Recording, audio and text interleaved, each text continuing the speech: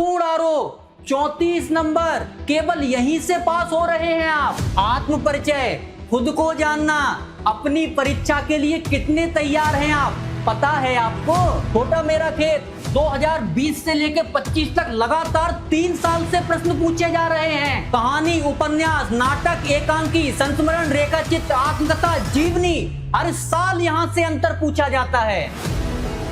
नमस्कार मेरे हिंदी मित्रों, मेरा नाम है सुमित सिंह तोमर। अरविहान के इस YouTube चैनल पर आपका स्वागत है। तो भैया आज हम हिंदी की वो क्लास लेकर आए हैं जिसको पूरे मध्य प्रदेश बोर्ड के बच्चों को खासा इंतजार रहता है कि ये क्लास अगर आ रही है तो हिंदी में कुछ भी ना पढ़ें फिर भी पास हो जाएंगे। हम आज लेके आए हैं संपूर्ण आरोह यानी कि पूरे आरोह के महत्वपूर्ण प्रश्न, जिसमें आप अगर इस क्लास को अच्छे से देख लेंगे लास्ट तक, तो मैं आपको गारंटी देता हूं 80 से 90% प्रश्न यहीं से आएंगे। यानी कि हम आज पूरे आरोह को कवर कर रहे हैं, यानी कि 80 नंबर का जो आपका पेपर आता है वहां से हम 34 नंबर कवर करने वाले हैं। यानी कि आप कुछ भी मत पढ़िए, केवल इसको ही पढ़ लीजिए तो यहां भी आप हिंदी में अच्छे खासे नंबरों से पास हो जाएंगे। तो ज्यादा बातचीत ना करते हुए, आपकी समय सीमा को ध्यान में रखते हुए मैं आज की अपनी क्लास को स्टार्ट करता हूं। सबसे पहले हमें पता करना है कि भैया आज पढ़ना क्या है। तो हमारे आज प्रमुख 2 लक्ष्य हैं। पहला है आरोह भाग 2 का काव्यखंड पढ़ना है जो टोटल 17 नंबर का आता है सर, और दूसरा हमें क्या पढ़ना है, आरोह भाग 2 का गद्यखंड, ये भी 17 नंबर का आता है। 17 और 17 34 नंबर हमें आज इस वीडियो में कवर करने हैं। अब कैसे करेंगे? सबसे पहले जो 1 अंकीय प्रश्न आते हैं आरोह से 6 नंबर के, हम उनको देखेंगे, काव्यखंड की बात कर रहा हूं। उसके बाद 2 अंक के जो 2 प्रश्न आते हैं टोटल 4 नंबर के, वो देखेंगे। उसके बाद 3 अंक का जो 1 प्रश्न आता है उसको देखेंगे, ये कवि परिचय और लेखक परिचय है। और उसके बाद एक जो 4 नंबर की व्याख्या आती है हम उसको देखेंगे। सेम यही पैटर्न गद्यखंड में 6 नंबर के 1 नंबर का प्रश्न आता है, 2 नंबर के 2 प्रश्न आते हैं, एक 3 नंबर का प्रश्न आता है और एक 4 नंबर का प्रश्न आता है। इससे 17 और 17 करके टोटल 34 नंबर हम कवर करने वाले हैं। तो कवर करने से पहले मैं फिर से कह रहा हूं, अपनी कुर्सी की पेटियां बांध लीजिए, क्योंकि आज जो हमारी ट्रेन है वो बुलेट की स्पीड से चलेगी। यानी कि हमें केवल 2 घंटे में संपूर्ण आरोह कवर करना है। मैं फिर कह रहा हूं, आप लोग तैयार हो जाइए और अपनी कॉपी और पेन को लेकर बैठ जाइए, क्योंकि आज हमारी क्लास का मुख्य लक्ष्य है आपको वो क्वेश्चन प्रोवाइड करना जो आने वाले आपकी वार्षिक परीक्षा के लिए मोस्ट इंपोर्टेंट हैं। और मैं इस बात की गारंटी लेता हूं आपसे, 90% प्रश्न यहीं से फंसेंगे। मैं 10% की गारंटी इसलिए नहीं ले रहा हूं बच्चों, क्योंकि मैं भी इंसान हूं और गलतियां मुझसे भी हो सकती हैं, क्योंकि गलतियां तो इंसान से ही होती हैं। लेकिन मैं 90% की यहां से आपसे गारंटी लेता हूं, एक भी प्रश्न यहां से बाहर नहीं जाएगा। चलिए अब फटाफट देखते हैं हमें आरोह से हमें पढ़ना क्या क्या है। तो आरोह काव्यखंड से हम क्या पढ़ेंगे? पद्य साहित्य का इतिहास। भैया चारों कालों को पढ़ेंगे, चारों कालों के महत्वपूर्ण प्रश्न पढ़ना है हमें। दूसरी बात, महत्वपूर्ण कवि परिचय पढ़ना है, महत्वपूर्ण व्याख्या पढ़ना है। ये कवि परिचय और व्याख्या पूरे 9 चैप्टर जो काव्यखंड के दिए हुए हैं उनकी पढ़ना है, लेकिन इंपोर्टेंट। और उसके बाद महत्वपूर्ण बहुविकल्पी प्रश्न है, फिर महत्वपूर्ण प्रश्नोत्तर हैं जो 2 नंबर के आते हैं। ऐसे करके हमें काव्यखंड में पढ़ना है। फिर गद्यखंड में क्या पढ़ेंगे? गद्य साहित्य का इतिहास, पूरा नाटक, एकांकी, जो भी गद्य साहित्य का इतिहास यहीं पर क्वेश्चन आंसर के माध्यम से खत्म करेंगे। उसके बाद महत्वपूर्ण लेखक परिचय जो 3 नंबर का आता है, फिर हम महत्वपूर्ण व्याख्या की बात करेंगे गद्य की, फिर महत्वपूर्ण बहुविकल्पीय प्रश्न और महत्वपूर्ण प्रश्नोत्तर। इनमें वो प्रश्न होंगे जो इंपोर्टेंट तो है ही, लेकिन पुरानी परीक्षा में भी आए हुए हैं, क्योंकि एमपी बोर्ड की ये खासियत रहती है बच्चों की प्रश्न बार बार रिपीट करता है। तो चलिए तैयार हो जाइए, हम प्रारंभ करते हैं आज हमारे पद्य साहित्य का इतिहास से। ये पहला प्रश्न है, क्या हिंदी पद्य साहित्य को कितने भागों में बांटा गया है? तो आपका ऑप्शन क्या हो जाएगा सर? 4 कालों में। कौन कौन से? आदिकाल, भक्तिकाल, रीतकाल और आधुनिक काल। हिंदी पद्य साहित्य को 4 कालों में बांटा गया है। अगला प्रश्न फटाफट देखते हैं। भक्ति काल की प्रमुख विशेषताएं बताते हुए किन्हीं दो कवियों के नाम लिखिए। तो भैया भक्ति काल हिंदी साहित्य का दूसरा काल है, जल्दी से समझ लीजिए। उसमें प्रमुख विशेषताएं क्या है? पहली है ईश्वर भक्ति, दूसरी गुरु महिमा और तीसरी सादा जीवन, चौथी समन्वय की भावना। ईश्वर भक्ति मतलब जब भक्ति की बात कर रहे हैं तो ईश्वर की भक्ति तो होगी, भक्ति काल हो गया। दूसरी गुरु महिमा, यहाँ कबीरदास ने लिखा भी है, गुरु गोविंद दो खड़े काके लागू पाए, बलिहारी गुरु आपने गोविंद दियो बचाए। तीसरा है सादा जीवन, मतलब कोई भी ज्यादा दिखावा नहीं करना। और चौथा समन्वय की भावना, मतलब सबको साथ लेकर के चलना। सिया राम मैं सब जग जानी, करहूं प्रणाम जोर जुग पानी, तुलसीदास जी कहते हैं। तो ये क्या है? भक्ति काल की तो है। अब दो कवियों के नाम लिखने हैं तो तुलसीदास जी का लिख दीजिए, रामचरितमानस, कवितावली कोई भी एक रचना ले लीजिए। दूसरा कबीरदास, साखी, सबद और रमैनी। तो भैया इनको आपको कंप्लीट करना है, ये हमारा पहला हो गया। और देख लीजिए बेहतरीन इमेज हमारी भक्ति काल से। दूसरा प्रश्न मोस्ट इंपोर्टेंट, जो आपके एग्जाम में इस बार पूछा जा सकता है और एग्जाम की दृष्टि के लिए इंपोर्टेंट नहीं, मैं कहूंगा इसको महा इंपोर्टेंट है। मोस्ट इंपोर्टेंट तो छोड़िए, क्यों सर? क्योंकि अभी तक एक भी बार ये प्रश्न पूछा नहीं गया। क्या है प्रश्न? निर्गुण व सगुण भक्ति धारा में अंतर लिखिए। तो निर्गुण भक्ति धारा वह जो ईश्वर के किसी भी रूप, साकार रूप को नहीं मानती, और सगुण भक्ति धारा क्या है? जो ईश्वर के किसी भी रूप को मानती है, उसे क्या कहते हैं? सगुण, मतलब जिसमें गुण हो, रूप हो, रंग हो, आकार हो, वो सगुण। और निर्गुण मतलब जो इन सबको नहीं मानते, उसे क्या कहते हैं? निर्गुण भक्ति धारा। तो भैया निर्गुण भक्ति धारा निराकार ब्रह्म की उपासना करती है। निर्गुण भक्ति धारा को दो भागों में ज्ञानाश्रयी शाखा और प्रेमाश्रयी शाखा, यानी कि ईश्वर को प्राप्त करने का माध्यम ज्ञान, ईश्वर को प्राप्त करने का माध्यम प्रेम। कवि कौन से हैं? कबीरदास, मलिक मोहम्मद जायसी आदि इसमें कवि हुए हैं। सगुण भक्ति धारा क्या है? ईश्वर के सगुण भाग को मानती है। सगुण भक्ति धारा दो भागों में, राम भक्ति धारा और कृष्ण भक्ति धारा, यानी कि तुलसी और सूरदास। और उसके बाद प्रमुख कवि कौन हो जाएंगे? तुलसीदास और सूरदास। जल्दी से आ जाइए अगले प्रश्न पर। भारतेंद्र युग की विशेषता बताते हुए किन्हीं दो कवियों के नाम लिखिए। पहले तो यह समझिए, जो भारतेंद्र युग है वो भारतेंद्र हरिश्चंद्र के नाम से जाना जाता है। हिंदी साहित्य में 1850 से लेकर के कितना, 1850 से लेकर के 1900 तक का समय भारतेंद्र युग के नाम से जाना जाता है। तो क्या है विशेषताएं? हास्य व्यंग प्रधान, मतलब उस समय देश में अंग्रेजों का शासन था, कुछ कह तो नहीं सकते, तो हास्य और व्यंग की कविताएं हुई। अंग्रेजी शिक्षा का विरोध, अंग्रेज से अपनी शिक्षा कर रहे थे, अपनी भाषा में शिक्षा दे रहे थे, तो अंग्रेजी शिक्षा का विरोध हुआ। खड़ी बोली गद्य का विकास, ज्यादातर भारतेंद्र हरिश्चंद्र की उस समय की जो गद्य की रचनाएं थी वो कैसी थी? खड़ी बोली में थी। और राष्ट्रीयता की भावना, यानी कि देश के प्रति प्रेम, और समाज को चेतना, यानी कि समाज को जगाना, अपने देश के लोगों को जमाना, क्या कहलाता है? सामाजिक चेतना। तो प्रमुख कवि कौन कौन से हैं? भारतेंद्र हरिश्चंद्र और प्रताप नारायण मिश्र। इनकी दो दो रचनाएं हैं, इसको देख लीजिए भैया, और इमेज भी देख लीजिए, आप इमेज के माध्यम से भी याद कर सकते हैं। आ जाते हैं अगले प्रश्न पर। द्विवेदी युग की दो विशेषताएं बताते हुए किन्हीं दो कवियों के नाम लिखिए। तो हिंदी साहित्य में 1900 से लेकर के 1920 तक का समय क्या कहलाता है सर? द्विवेदी युग के नाम से जाना जाता है। और हिंदी में दो कवि हुए हैं, एक हुए हैं महावीर प्रसाद द्विवेदी, दूसरे हजारी प्रसाद द्विवेदी। तो ये युग है जो वो किसके नाम से? महावीर प्रसाद द्विवेदी के नाम से जाना जाता है। किसके नाम से? महावीर प्रसाद द्विवेदी के नाम से जाना जाता है। याद रखिएगा, आप कंफ्यूजन में रहेंगे कि महावीर हैं क्या हजारी हैं, तो महावीर प्रसाद द्विवेदी। तो भैया कौन कौन सी दो इसमें विशेषताएं होंगी? पहली होगी देशभक्ति की भावना, क्योंकि 1900 से 1920 का समय है, उस समय भी देश अंग्रेजों का गुलाम था, तो भैया देशभक्ति तो थी। दूसरा अंधविश्वास एवं रूढ़ियों का विरोध, जो भी पुराने अंधविश्वास थे, सती प्रथा, बाल विवाह, उन सब का, पुरानी चीजों का सबका विरोध किया गया। पत्रकारिता का उत्कर्ष, उस समय महावीर प्रसाद द्विवेदी ने एक सरस्वती नाम की पत्रिका चलाई। कौन सी पत्रिका? सरस्वती पत्रिका चलाई। उसी पत्रिका में ज्यादातर कविताएं छपती थी। मोस्ट इंपोर्टेंट पत्रिका है, याद रखिएगा। इसके संपादक कौन थे? महावीर प्रसाद द्विवेदी, जिनके नाम से पूरा द्विवेदी युग चला। अगली चौथी कौन सी है? खड़ी बोली का सुत्तम रूप। क्योंकि भारतीय युग में खड़ी बोली तो थी लेकिन गद्य में थी, यहाँ पर क्या हुआ?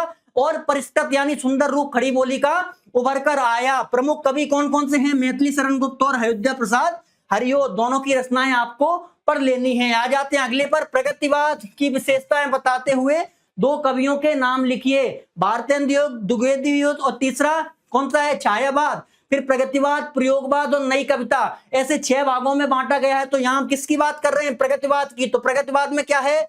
धर्म, ईश्वर एवं परलोक का विरोध। यहाँ पर क्या है कि मनुष्य अब अपने मन की अंतर चेतनाओं से अपनी भावनाओं से अलग हट करके मन की अंतर चेतनाएं और बुद्धि का प्रयोग करके कविताएं लिख रहा है। तो जहां बुद्धि की बात होगी वहां धर्म, ईश्वर और परलोक का हमेशा विरोध ही होगा। शोषकों के प्रति घृणा एवं शोषकों के प्रति संवेदना, यानी कि जो शोषक वर्ग हैं, जो दूसरों का बुरा कर रहे हैं, जिन्होंने गरीब लोगों को लूटा है, धन दौलत पूंजीपति लोग, पैसे वाले लोग, उनके प्रति क्या है? घृणा। एवं शोषित गरीब मजदूरों के प्रति क्या है? संवेदना का भाव है। सरल एवं सहज भाषा का प्रयोग किया गया है और समाजवादी विचारधारा, यानी कि देश के प्रमुख संसाधन जो भी रिसोर्सेज हैं सबको समान भागों में बांट दो, यही क्या है? समाजवादी विचारधारा कहलाती है। प्रमुख कवि कौन कौन से हैं? नागार्जुन हो जाएंगे और केदारनाथ अग्रवाल हो जाएंगे। इनकी रचनाओं को आपको याद करना है। आ जाते हैं नई कविता पर। अंतिम है नई कविता की प्रमुख विशेषताएं बताते हुए किन्हीं दो कवियों के नाम लिखना है। तो कौन कौन सी विशेषता है? अनुभूतियों का वास्तविक चित्रण।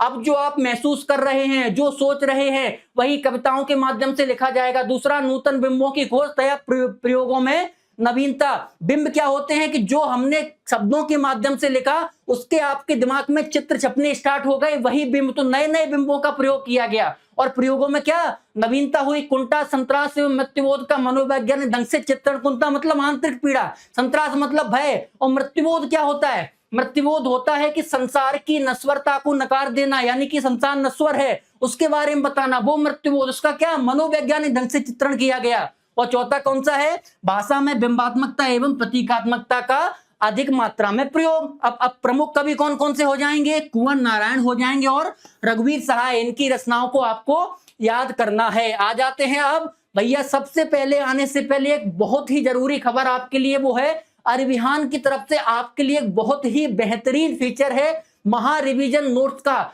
जिन लोगों ने अपनी तैयारी शुरू कर दी है और जिन लोगों ने अपनी तैयारी अभी तक शुरू नहीं की है, दोनों ही के लिए, और जिन लोगों की तैयारी कंप्लीट हो गई है उनके भी लिए महा रिवीजन नोट्स है। जिन्होंने शुरू नहीं की है उनके लिए कम समय में ये सब कुछ है, पर्याप्त है। जिनकी तैयारी अधूरी भी है वो भी इन नोट्स से बेहतरीन तैयारी कर सकते हो। जिनकी पूरी हो गई है उनके लिए रिवीजन एक बेहतरीन विकल्प के रूप में आपके सामने ये दिख जाएगा। तो मैं फिर कह रहा हूं, अरविहान के एप्लीकेशन पर जाइए और आपको एक फॉर्म मिलेगा। उस फॉर्म के माध्यम से महा रिवीजन नोट्स घर बैठे अपने घर पर मंगा सकते हैं ऑर्डर के द्वारा। तो भाई जाइए और इस सुविधा का लाभ उठाइए। तो आ जाते हैं हम अपने पहली कविता पर, जो हमारा हिंदी का पहला चैप्टर दिया हुआ है, आत्म परिचय और एक गीत। इसके कवि कौन है? हरिवंश राय बच्चन। तो चलिए हरिवंश राय बच्चन की क्या पहले तो जन्म परिचय यानी जीवन परिचय की बात करते हैं, अच्छे से समझना है। हरिवंश राय बच्चन जी के जीवन परिचय को जन्म 27 नवंबर 1907 कहां पर? प्रयागराज, जो पहले इलाहाबाद के नाम से जाना जाता था। मृत्यु 2003 में। पुरस्कार एवं सम्मान, हरिवंश राय बच्चन को सन 1956 में कौन सा? पद्म भूषण सम्मान दिया गया। भारत सरकार 4 प्रकार के सम्मान देती है, पहला भारत रत्न, दूसरा पद्म विभूषण, तीसरा पद्म भूषण और चौथा पद्मश्री। इनमें से कौन सा इन्हें मिला है? पद्म भूषण सम्मान इन्हें दिया गया है। तो सबसे पहले हमें यह देखना है। फिर आगे क्या है? इन्हें साहित्य अकादमी पुरस्कार मिला। मैंने आपको बताया कि हिंदी भाषा के लिए 2 बहुत ही महत्वपूर्ण पुरस्कार होते हैं। पहला होता है ज्ञानपीठ पुरस्कार, याद रखिएगा, और दूसरा होता है साहित्य अकादमी। दूसरा कौन सा होता है? साहित्य अकादमी पुरस्कार। तो भैया इनमें से इन्हें कौन सा पुरस्कार मिला है? साहित्य अकादमी पुरस्कार मिला हुआ है। ठीक, मधुशाला से इनकी उमर खय्याम का मस्तानापन मिलता है। तो आ जाते हैं प्रमुख रचनाओं पर। बहुत ही इंपोर्टेंट रचना है मधुशाला। इनकी प्रसिद्धि का मुख्य कारण मधुशाला ही है। मुसलमान और हिंदू दो हैं, एक मगर उनकी प्याला, एक मगर उनका मधुरालय, एक मगर उनकी हाला, दोनों रहते एक न जब तक मंदिर मस्जिद में जाते, बैर कराते मंदिर मस्जिद, प्रेम कराती मधुशाला। तो ये मधुशाला से ही लिया गया है। उसके बाद मधुवाला और मधुकलश। फिर कौन सी है? निशा निमंत्रण, मोस्ट इंपोर्टेंट है, क्योंकि इसी निशा निमंत्रण से आपके एनसीईआरटी में जो उनकी रचना लगी हुई है आत्म परिचय और एक गीत, दोनों कहां से लिया गया है? निशा निमंत्रण से ही लिया गया है। उसके बाद एकांत संगीत, आकुल, मिल्यामनी, ये पूरी इनकी रचनाएं हैं, आपको पढ़नी है और इंपोर्टेंट निशा निमंत्रण, मधुवाला और मधुवाला है। उसके बाद प्रवासी की डायरी इनकी इंपोर्टेंट है, और मोस्ट इंपोर्टेंट जो बात लिखी हुई है कि उनका पूरा साहित्य बच्चन ग्रंथावली के नाम से कितने 10 खंडों में विभाजित है। आपके एग्जाम में पूछा जा सकता है ऑब्जेक्टिव के माध्यम से कि बच्चन ग्रंथावली कितने खंडों में विभाजित है, तो आपका आंसर होगा 10 खंडों में विभाजित है। चलिए आगे बढ़ते हैं। आत्मकथा, इनकी आत्मकथा 4 भागों में है, 4 खंडों में है। कौन कौन सी? क्या भूलूं क्या याद करूं, नीर का निर्माण, फिर बसेरे से दूर और दशद्वांत से सोपान तक। अगर चारों भूल जाओ तो आपको एक तो याद रखनी ही है, कौन सी? क्या भूलूं क्या याद रखूं, ये आपको याद करके चलनी है। उसके बाद फिर आ जाते हैं वापच पर, हालावादी दर्शन। हाला का अर्थ क्या होता है? हाला का अर्थ होता है शराब से। हाला का अर्थ किससे होता है? शराब से। तो ऐसा नहीं है इनकी रचनाएं शराब को प्रमोट करती थी या शराब को बढ़ावा देती थी, नहीं। हालावादी का अर्थ है कि जिस प्रकार शराब पीकर के एक शराबी अपनी धुन में खोया रहता है, अपनी मस्ती में खोया रहता है, अपनी मौज में खोया रहता है, वो अल्हड़ हो जाता है, वो फक्कड़ हो जाता है, मस्त मौजी हो जाता है, उसी प्रकार कवि की रचनाएं भी कैसी हैं? मस्त मौजी टाइप की हैं, एक तरीके से आनंद देती हैं, अल्हड़ फक्कड़ टाइप की हैं। तो वही इनकी रचनाओं में क्या कहा गया? हालावादी रचनाएं कहा गया, और इन्हें हालावादी दर्शन के रूप में जाना जाता है। दूसरी क्या है? रहस्यवादी भावना है। और चौथा क्या है? प्रेम और सौंदर्य, फिर व्यक्तिगतता, और फिर वे समाज से जुड़े भी रहते थे। उनकी रचनाओं में समाज और सामाजिक समस्याओं का भी झलक मिलता है। तो आगे बढ़ जाते हैं। फिर कलापच, बच्चन जी की भाषा कैसी है? शुद्ध साहित्य, खड़ी बोली। आपको याद रखना है कि आपके हिंदी में टोटल 9 कवि लगे हुए हैं, ट्रिक मान लीजिए इसको। इन 9 कवियों में से केवल तुलसीदास और फिराक गोरखपुरी को छोड़कर के बाकी 7 कवियों की भाषा आप लिख दीजिए शुद्ध साहित्य खड़ी बोली है। 7 कवियों में लिख सकते हैं क्योंकि इन्होंने खड़ी बोली का ही प्रयोग किया है। इनकी भाषा में तत्सम शब्दों के साथ साथ कौन से? तद्भव उर्दू फारसी के शब्द मिलते हैं। और बच्चन जी की भाषा कैसी है? सीधी सादी जीवंत भाषा है। बच्चन जी मुख्यतः प्रांजल का अर्थ होता है शुद्ध सरल शैली का प्रयोग करते थे। बच्चन जी की सरस एवं सरस शैली में गंभीर विचार प्रस्तुत करने की क्षमता अद्वितीय थी। ठीक है ना? चलिए आगे बढ़ते हैं। साहित्य में स्थान। साहित्य में स्थान का क्या अर्थ होता है? कवि के जीवन भर की रचनाएं जो होती हैं, अब उन रचनाओं को किस कोटि में डालना है, मतलब उनका हिंदी साहित्य में क्या स्थान है। तो जो भी आप कवि पढ़ रहे हैं सब अच्छे हैं, सबका हिंदी साहित्य में अद्वितीय स्थान है। अगर आपको कोई भी पॉइंट याद नहीं आ रहे हैं तो लिख दीजिए इनका हिंदी साहित्य में सर्वोच्च स्थान है, इनका हिंदी साहित्य में अद्वितीय स्थान है, इन्होंने ये रचनाएं लिखी, ये किया। 2-4 बातें अपनी तरफ से लिख के अंत में एक लाइन जोड़ दीजिए कि इनका हिंदी साहित्य में अद्वितीय स्थान है, महत्वपूर्ण स्थान है, सर्वोच्च स्थान है, ऐसा कुछ लिख के आ सकते हैं। तो आ जाइए, हरवंश राय बच्चन को हालावाद का प्रवर्तक कहते हैं। इंपोर्टेंट नहीं, मोस्ट इंपोर्टेंट है क्योंकि यहां से ऑब्जेक्टिव आ चुका है। उसके बाद हरवंश राय बच्चन उत्तर छायावाद काल के प्रमुख कवि थे। बच्चन जी शुष्क और नीरस विषयों को भी सरल ढंग से प्रयुक्त करते थे। उन्होंने हिंदी कविता को जन जन तक पहुंचाया और मधुशाला उनकी प्रमुख इंपोर्टेंट रचना है। याद रखना, रट लेना, मधुशाला को बार बार एग्जाम में पूछी जाती है। तो आ जाते हैं कुछ इंपोर्टेंट महत्वपूर्ण व्याख्याएं जो हमारे आत्म परिचय की हैं। क्या है? मैं जग जीवन का भार लिए फिरता हूं, फिर भी जीवन में प्यार लिए फिरता हूं। कर दिया किसी ने जंकृत जिनको छूकर, मैं सांसों के 2 तार लिए फिरता हूं। कवि कहते हैं कि पूरे संसार की जिम्मेदारियां मुझ पर भी हैं। जिन्होंने उन्हें जग जीवन का भार कहा, समस्याएं मुझ पर भी हैं। ऐसा नहीं है मैं बिना समस्या का हूं, लेकिन फिर भी क्या है? जीवन में प्यार लिए फिरता हूं। ऐसा नहीं है किसी से ईर्ष्या हो, क्रोध हो, बैर हो, द्वेष हो, वो नहीं है हरवंश राय बच्चन जी में। बोलते हैं कर दिया किसी ने जंकृत जिनको छूकर, यहां वो अपनी किसी प्रेमिका की बात कर रहे हैं कि ऐसा कोई व्यक्ति जिन्होंने मेरे हृदय के तारों को छूकर के जंकृत कर दिया। मैं सांसों के 2 तार लिए फिरता हूं और उसी व्यक्ति की याद में मैं अपने सांसों के 2 तार लिए फिर रहा हूं। यानी कि आपने गाना सुना है कि सांसों की माला में जपू में उसका नाम। सांसों की माला क्या होती है? मतलब जितनी बार सांस आए उतनी बार अपने प्रियतम ईश्वर का नाम जपो। ऐसे ही कवि ने क्या है? सांसों के भी तार बना लिए हैं, उसी के माध्यम से वो प्रदर्शन कर रहे हैं। तो संदर्भ बिल्कुल सेम और सबका एक जैसा कि प्रस्तुत पद्यांश हमारी पठित पाठ्य पुस्तक कौन सी? आरोह के अंतर्गत। अब कौन सा चैप्टर है? आत्म परिचय नामक पाठ से लिया गया है। इसके रचयिता कौन है?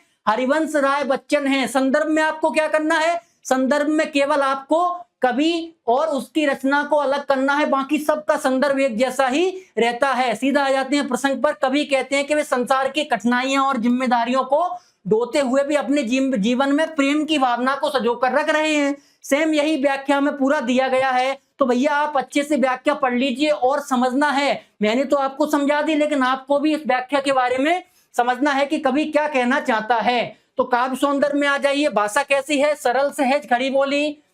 उसके बाद मुक्तक छंद का इन्होंने प्रयोग किया है। तो मुक्तक छंद के बारे में भी आपको बता दूं कि तुलसीदास जी और फिराक गोरखपुरी को छोड़ करके बाकी के जितने भी 7 कवि लगे हुए, 9 कवि हैं आपके में, 2 को छोड़ना है, तुलसीदास और फिराक गोरखपुरी। बाकी के सभी कवियों में आपको लिख देना है कि मुक्तक छंद का प्रयोग हुआ है सबके काव्य सौंदर्य में। ठीक है ना। चलिए आगे बढ़ते हैं। सांसों के तार में रूपक अलंकार है और श्रृंगार रस का प्रयोग किया हुआ है। आगे बढ़ते हैं फटाफट। एक और इनका बहुत इंपॉर्टेंट कि मैं और जग और कहां का नाता, मैं बना बना कितने जग रोज मिटाता, जग जिस पृथ्वी पर जोड़ा करता वैभव, मैं प्रतिपल उस पृथ्वी को ठुकराता। कवि कहते हैं मैं और जग और कहां का नाता, बोलते हैं कि मेरा इस संसार से कोई संबंध नहीं है, कोई नाता नहीं है, क्योंकि मैं बना बना कितने जग रोज, मैं अपनी मन में अपनी कल्पनाओं से कितना जग, कितने पृथ्वी रोज बनाता हूं और कितने मिटाता हूं। यहां कभी अपनी कल्पनाओं की बात कर रहा है, यहां कभी अपने मन के विचारों की बात कर रहा है कि कितनी कल्पनाएं, कितने विचारों में अपनी जग को बनाता हूं और उसको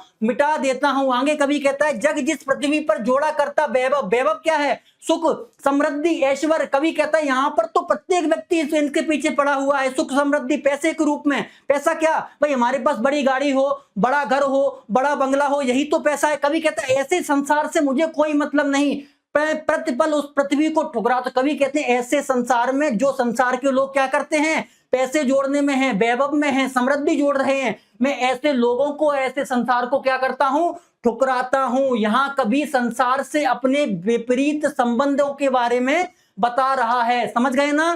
चलिए सबसे पहले संदर्भ बिल्कुल सेम पहले जैसा। प्रसंग क्या रहा है, कभी कहते हैं कि उनका और संसार की सोच कैसी है, बिल्कुल अलग है, इसलिए संसार से उनका कोई भी रिश्ता नहीं है। कभी वही तो कह रहा है और वही पूरे उसमें व्याख्या में भी कभी यही कह रहा है कि उनका स्वभाव और संसार का स्वभाव बिल्कुल अलग अलग है। और यहाँ कभी क्या है, अपने संसार के प्रति विद्रोह नीति की बारे में बता रहा है। काव्य सौंदर्य क्या है, कवि ने संसार के विपरीत संबंधों के बारे में बताया है।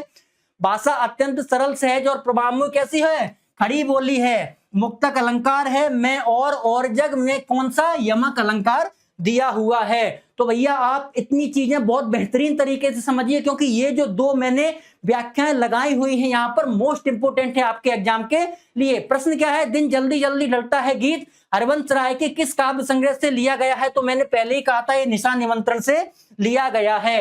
रिक्त स्थानों की पूर्ति करें, कवि जगजीवन का ... लिए फिरता है, क्या भार लिए फिरता है। शुरुआत में ही कहता है कि मैं जगजीवन का भार लिए फिरता हूं। ठीक, आ जाते हैं इसके प्रश्नों पर। शीतल वाणी में आग से क्या अभिप्राय है, कवि क्या कहता है कि मैं निज रोदन में राग लिए फिरता हूं, शीतल वाणी में आग लिए फिरता हूं। ये आपके बुक में दिया हुआ है, बुक को भी आपको पढ़ना है और समझना है। ठीक, तो कवि क्या कहता है, शीतल वाणी से कवि का अभिप्राय है कि कवि जब बोलते हैं तो उनके वाणी में तो मधुरता और कोमलता होती है, परंतु उनके हृदय में संसार के प्रति क्या है, असंतोष है। क्योंकि संसार तो वैभव जोड़ रहा है, पैसे जोड़ रहा है, ऐश्वर्य जोड़ रहा है, संसार में असंतोष के बारे में बताया है। और कवि को क्या है, शीतल वाणी में आग विद्रोह की तरह प्रतीत होती है। अगला प्रश्न क्या है, जहां पर दाना रहते हैं वही नादान होते हैं, कवि ने ऐसा क्यों कहा। दाना का अर्थ क्या है, ज्ञानी, और नादान का अर्थ क्या है, अज्ञानी। जो नासमझ उन्हें क्या बोलते हैं, नादान बोलते हैं। कवि कहते हैं कि नादान और समझदार दोनों ही यहाँ पर रहते हैं, समझदार और नासमझ। लेकिन ज्ञानी लोग संसार की वास्तविकताओं को जानते हैं, लेकिन अज्ञानी लोग कैसे हैं, संसार की वास्तविकताओं को नहीं जानते, मोह माया के पीछे घूम रहे हैं, पैसे के पीछे घूम रहे हैं। लेकिन कवि क्या कहता है, दोनों ही यहाँ पर रह रहे हैं, और वही संदेश देना चाहता है कि ज्ञान और अज्ञानता दोनों ही जगह यानी समाज में मौजूद हैं। आगे आ जाइए, एक गीत का महत्वपूर्ण व्याख्या। देखिए जो भी आपको व्याख्या बताई जा रही है, मैं फिर कह रहा हूं मोस्ट इंपोर्टेंट है, ये आपको करनी ही पड़ेंगी। आपके एग्जाम में प्रश्न यहीं से पूछे जाते हैं बार बार, और पूरे एनालिसिस के साथ, गहन अध्ययन के साथ हमारी टीम ने इसको तैयार किया है। मैं विश्वास के साथ कहता हूं एक भी प्रश्न यहां से बाहर जाने की संभावना बिल्कुल भी नहीं है। तो आ जाते हैं प्रश्न पर कि मुझसे मिलने को कौन विकल, मैं हूं किसके हित चंचल, यह प्रश्न शिथिल करता पद को, भरता उर में विहलता है, दिन जल्दी जल्दी ढलता है। कवि क्या कहता है कि जब कभी बार बार जल्दी जल्दी अपने घर जाने की बात करता है, किसके माध्यम से, चिड़िया के माध्यम से पहले उसने कहा, लेकिन अब कवि स्वयं कह रहा है कि मुझसे मिलने को कौन विकल है। ऐसा कौन है जो मुझसे मिलने के लिए विकल है, उतावला है, बेचैन है, ऐसा कोई नहीं है। कवि कहता है मैं हूं किसके हित चंचल, मतलब चंचलता मतलब शीघ्रता, मैं किसके लिए अपने पंखों में शीघ्रता दूं, मैं किसके लिए बार बार दौड़ कर जाऊं, मेरा कोई नहीं है। कवि यहां ये कहता है। यह प्रश्न शिथिल करता पद को, शिथिल मतलब रोकता है, पद मतलब पैरों को।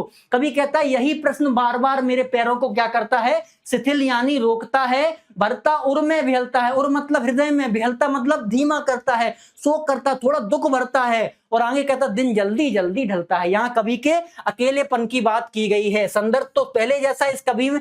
प्रसंग क्या है, इसमें कवि ने सांसारिक भाव भरते हुए स्वयं को संसार में अकेला बताया है। ठीक, व्याख्या में आ जाइए। कवि क्या कहते हैं, संसार में उनके लिए कौन बेचैन है। जो मैंने अभी बात की वही बात कवि इस व्याख्या के माध्यम से कर रहे हैं। तो भैया आपको पढ़ लेनी है, क्योंकि समझा तो मैंने स्वयं में दी है और इतना समय भी नहीं है कि मैं बार बार आपको ये समझाऊं। तो आ जाते हैं काव्य सौंदर्य पर। काव्य सौंदर्य क्या कहता है, कवि ने अपनी एकल व्यथित भावना, मतलब जो अकेले हैं, उसके बारे में बताया है।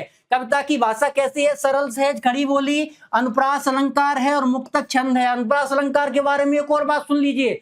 अगर आपको नहीं पता कि इस कविता में कौन सा अलंकार है, आंखें बंद करके आप अनुप्रास अलंकार लिखाइए, क्योंकि जितनी भी रचनाएं दी गई हैं, पूरी 9 रचनाएं, मैं कविता की बात कर रहा हूं, काव्य खंड की पूरी 9 रचनाओं में अनुप्रास अलंकार दिया है। तो आप आंखें बंद करके अनुप्रास अलंकार लिख सकते हैं। ठीक, आ जाते हैं प्रश्न पर। बच्चे किस आशा में नीड़ों से झांक रहे हैं। बच्चे अपने माता पिता जो कि सुबह से भोजन की तलाश में निकले हैं, वे शाम को ही वापस आएंगे, आ रहे होंगे, उनके लिए बच्चे भोजन, उनके लिए भोजन लाएंगे। तो इसी आशा से क्या बच्चे नीड़ों से झांक रहे हैं। नीड़ मतलब अपने घोंसलों से झांक रहे हैं। तो फिर भैया संभव 2.0, संभव के बच्चे इतने खुश हैं, वो कहते हैं कि सर बेहतरीन तरीके से हमारा पूरा रिवीजन हो रहा है और हमने जिन लोगों ने अभी तक तैयारी शुरू भी नहीं की थी, उनको कुछ ही क्लासों के माध्यम से केवल 50 दिनों में संभव फर्स्ट में हमने पूरा सिलेबस करवा दिया है और चल भी रहा है बहुत से लोगों का, क्योंकि अभी क्लासेस कंटिन्यू हैं। लेकिन बहुत से लोगों की शिकायत रही है कि सर हम संभव फर्स्ट को ज्वाइन ही नहीं कर पाए,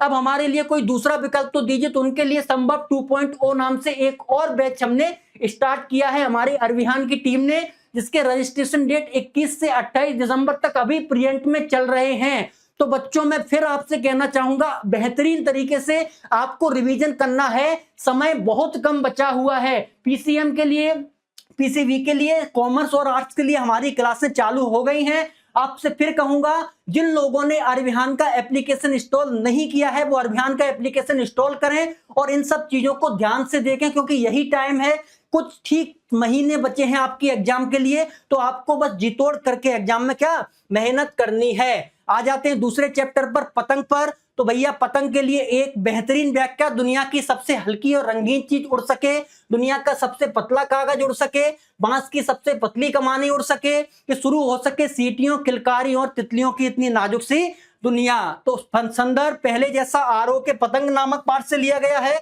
और इसके कवि कौन है, इसके कवि हैं आलोक धनवा जी। आ जाते हैं प्रसंग पर। कवि ने पतंग की विशेषताओं को रंग बिरंगी तितलियों के समान बताया है। कवि कह भी रहा है कि पतली तितलियां, कमानी, ये सब बताया है। तो आ जाते हैं व्याख्या पर। कवि कहता है कि पतंग जो संसार में सबसे हल्की वस्तु है, शरद ऋतु के आगमन के साथ पृथ्वी में ऐसा वातावरण तैयार कर दिया कि दुनिया का सबसे हल्का कागज, पतंग के कागज को क्या बताया, दुनिया का सबसे हल्का कागज। और जब पतंगबाजी कर रहे हैं तो उसके नीचे जो बांस लगा रहता है पीछे, तो उसे बांस की कमानी बताई है। और सबसे पतली कमानी यानी कि बिल्कुल पतली, इसे खपच्ची के नाम से जाना जाता है, कि वो स्वयं प्रकृति में उन नंदे पतंगबाजों की सीटियां, खुशी और मस्ती की आवाजों को सुनते एवं तितलियों के समान एक स्थान से दूसरे स्थान तक क्या है, फुदकते दौड़ने के लिए आकुल व्याकुल हैं। यानी कवि कहता है कि ये सभी पतंगबाज क्या करते हैं, पतंगों के साथ साथ स्वयं भी ऐसा लग रहा है जैसे आसमान में उड़ रहे हैं, पतंग उड़ रही हैं। अब बच्चे हैं छोटे, उनकी कल्पनाएं हैं, वो सोचते हैं जिस तरीके से पतंग उड़ती हैं, चिड़िया उड़ती हैं, पंछी उड़ते हैं, वैसे हम भी क्या कर रहे हैं, आसमान में उड़ रहे हैं। वही कवि कहता है। तो काव्य सौंदर्य क्या है, कवि ने पतंग को दुनिया की सबसे हल्की वस्तु बताया है। बाल सुलभ चेष्टाएं, मतलब जो बच्चे हैं उनकी इच्छाओं का वर्णन हुआ है। और उसके बाद कविता में प्रयुक्त भाषा कैसी है, सरल सहज खड़ी बोली है, शरद ऋतु का मानवीकरण किया हुआ है और एक साथ कई अलंकार, काफी अलंकार हैं, कुछ भी याद नहीं आ रहा पतंग कविता के लिए तो मानवीकरण अलंकार लिखाइए, और भी कुछ याद नहीं आ रहा तो अनुप्रास तो आपके घर का है, वो तो आपको लिख के आना ही है। रिक्त स्थान की पूर्ति कीजिए। दुनिया की सबसे हल्की और रंगीन चीज क्या है, पतंग के सपना। भैया पतंग, यही तो कवि ने कहा है। कवि ने कपास शब्द किसके लिए प्रयुक्त किया है और क्यों, भाई जिस प्रकार कपास यानी कि रुई बिल्कुल हल्की होती है, कोमल होती है, मुलायम होती है, एक स्थान से दूसरे स्थान तक पहुंच जाती है बिना कुछ मेहनत किए, ऐसे ही तो बच्चे हैं, कोमल हैं, हल्के हैं, मुलायम हैं। इसलिए कवि ने क्या कहा है, कपास से बच्चों की तुलना की है, यही शब्द बच्चों के लिए प्रयुक्त किया है। आ जाते हैं चैप्टर नंबर 3 पर, कविता के बहाने बात सीधी थी पर, कुंवर नारायण। तो इनकी एक बेहतरीन व्याख्या देख लेते हैं। कविता एक उड़ान है चिड़िया के बहाने, कविता की उड़ान बड़ा चिड़िया क्या जाने, बाहर भीतर इसगर उसगर, कविता के पंख लगा उड़ने के माने चिड़िया क्या जाने। देख लीजिए, अब संदर्भ बिल्कुल पहले जैसा कि आरोह से लिया गया है। चैप्टर का नाम है कविता के बहाने और कवि कौन है? कुंवर नारायण जी हैं। फिर उसके बाद प्रसंग, प्रस्तुत पंक्तियों में कवि ने क्या किया? कविता और चिड़िया की दोनों की तुलना, यही तो कवि ने की है। एक तरफ कविता एक तरफ चिड़िया। कवि क्या कहता है? कविता एक उड़ान है चिड़िया की वाणी। जिस तरीके से चिड़िया उड़ती है ना, उसी प्रकार कविता भी तो उड़ती है। कविता की उड़ान बड़ा, चिड़िया क्या जाने। चिड़िया तो एक समय के बाद उड़ करके थक जाती है, बैठना भी होता है उसे पानी पीना भी होता है, उसे आराम भी करना होता है। लेकिन कविता की उड़ान अनंत काल तक जीवित रहती है, चिर समय तक जीवित रहती है। कविता की उड़ान कभी खत्म नहीं होती। तुलसीदास जी का रामचरितमानस आज से 500 वर्ष पहले लिखा गया, आज भी पढ़ा जा रहा है ना, वो कविता की उड़ान ही तो है। तो कविता तो एक बार लिख गई, मतलब जीवन अनंत काल तक वो उड़ती रहती है। फिर कवि क्या कहते हैं? कविता की उड़ान बड़ा, चिड़िया क्या जाने। बाहर भीतर, इस घर उस घर, कविता के पंख लगा उड़ने के माने बड़ा, चिड़िया क्या जाने। भाई चिड़िया तो हर घर जाती है, लेकिन जाकर एक बार थक जाती है। लेकिन कविता तो हर घर जाएगी, बाहर भी भीतर भी, इस घर भी उस घर भी। तो ऐसी उड़ान को चिड़िया क्या ही जाने। तो यहाँ कवि ने क्या, कविता और चिड़िया की तुलना की हुई है। तो व्याख्या जो मैंने समझाई बिल्कुल वैसी ही आपको लिख देनी है। काव्य सौंदर्य, कविता की महिमा की बात की है कवि ने। चिड़िया क्या जाने, क्या लगा हुआ है ना, तो कौन सा अलंकार हो जाएगा? प्रश्नालंकार हो जाएगा। भाषा सरल सहज और कैसी है? खड़ी बोली है। एक और चीज लिख सकते हैं कि मुक्तक अलंकार का प्रयोग, मुक्तक छंद का प्रयोग किया गया है। आ जाते हैं कुंवर नारायण की एक और बात सीधी थी पर। बात तो एकदम सीधी थी और सीधी आकर यहां से कह सकते थे, लेकिन घूम घूम के दिमाग लगा लगा के कठिन कठिन शब्दों का प्रयोग करके बात एकदम कठिन हो गई। तो वही कुंवर नारायण जी कह रहे हैं, बात सीधी थी पर एक बार भाषा के चक्कर में जरा टेढ़ी फंस गई। उसे पाने की कोशिश में भाषा को उछाला पलटा, तोड़ा मड़ोड़ा, घुमाया फिराया कि बात या तो बने या फिर भाषा से बाहर आए। लेकिन इससे भाषा के साथ साथ बात और भी कैसी पेचीदा होती चली गई। कवि यह कहना चाहता है कि बात तो एकदम सरल थी, मुझे अपने सरल से शब्दों में उससे कह देनी थी, लेकिन बात सीधी थी, एक बार भाषा के चक्कर में डरा टेढ़ी हो गई। कवि कहते मैंने अपना दिमाग लगाया, अपनी बुद्धिमत्ता दिखाई, अपने ज्ञान दिखाने के चक्कर में मैंने उसमें ऐसे कठिन कठिन शब्द डाल दिए कि उसके चक्कर में बात कठिन हो गई। दिखने में तो सुंदर लगी क्योंकि कठिन शब्द हैं, सामने वाले कहेगा भैया ये तो बहुत इंटेलिजेंट है, बहुत अच्छे कवि हैं, इन्होंने कितने भारी भरकम शब्द डाले हैं। लेकिन नॉर्मली पढ़ने वाले लोग उसको समझ ही नहीं पाए। तो समझ नहीं पाए तो क्या हो गई, जरा टेढ़ी फंस गई। उसे पाने की कोशिश में भाषा को उल्टा पलटा, तोड़ा मरोड़ा, घुमाया फिराया। अब शब्दों को बदलने लगे, दूसरा शब्द डाला, उठा के फिर दूसरा शब्द डाल दिया, फिर उसको तोड़ा मरोड़ा, मतलब हर तरीके के शब्द डाले कि बात या तो बने या फिर भाषा से बाहर आए। बोले या तो बात अच्छे से बनी जाए और या तो उन शब्दों को बदलकर कुछ नए शब्द डाल दी जाए तो भाषा से बात बिल्कुल बाहर आ जाए। लेकिन क्या हुआ, लेकिन इससे भाषा के साथ साथ बात और पेचीदा होती चली गई। पेचीदा यानी कठिन। तो मैंने एक शब्द बदलने के चक्कर में कई सारे ऐसे कठिन शब्द डाल दिए जिससे बात बिल्कुल पेचीदा हो गई। जो बात मुझे बिल्कुल सरल शब्दों में कहनी चाहिए थी वो मैंने भाषा यानी शब्दों के चक्कर में उसको कठिन कर दिया। यही कवि इस कविता के माध्यम से कहना चाहते हैं। संदर्भ प्रस्तुत पद्यांश हमारी पाठ पुस्तक क्या है, आरोह में किससे, बात सीधी थी पर नामक पाठ से लिया गया है। रचयिता कौन है, इसके रचयिता हैं कुंवर नारायण जी। इसको आपको याद रखना है, कवि और उनकी रचना को, दोनों को ही याद रखना है। प्रस्तुत प्रसंग में क्या कहते हैं कवि, प्रस्तुत पंक्तियों में कवि ने उन भाषा की उनकी सरलता के महत्व को स्पष्ट किया है। कवि के अनुसार सीधी और सरल बात कहना कठिन भाषा से प्रभावहीन हो जाती है। मतलब बात सीधी और सरल है, अगर आप उसे कठिन भाषा से कहेंगे तो वो प्रभावहीन हो जाएगी। ठीक बच्चों, व्याख्या वही जो मैंने अभी आपको बताई, तो आप एक बार उसको और पढ़ लीजिएगा तो आप इससे एग्जाम में बेहतर तरीके से लिख सकें। काव्य सौंदर्य, कवि ने भाषा की जटिलता, जटिलता यानी कि कठिनता, जटिलता क्या है, कठिनता, ठीक, भाषा की जटिलता पर व्यंग किया है। साथ साथ में पुनरुक्ति प्रकाश अलंकार है। जब दो शब्द एक साथ आते हैं ना तो वहां पुनरुक्ति प्रकाश अलंकार होता है। भाषा सरल सहज कैसी है, खड़ी बोली है और मुक्तक छंदों का प्रयोग किया गया है। मैंने अभी आपको बताया कौन सा छंद है, मुक्तक छंदों का प्रयोग किया गया है। प्रश्न क्या है, भाषा को सहूलियत से बरतने का क्या अभिप्राय है। कवि कहता है कि मानव मन में भावों का उदय होता है, यदि वह भाषा के चमत्कार में उलझ जाता है तो वह अपने भावों को सही ढंग से अभिव्यक्त नहीं कर पाता। तभी वह उससे प्रकट कर सकता है जब भाषा को साधन बनाए, साध्य नहीं। साधन बनाने पर भाषा क्या सहजता से इस्तेमाल हो सकती है, वह लोगों तक अपने बारे में पहुंच सकती। कवि कहता है कोई भी बात हमें कहनी है सरल शब्दों में कहो। भाषा के चमत्कार यानी कि अपनी कारीगरी, अपनी होशियारी दिखाने के चक्कर में उन शब्दों में कठिन कठिन शब्द डाल दिए तो समस्या पड़ जानी है। वही कवि कहता है कि भाषण को साधन बनाएं, साध्य नहीं।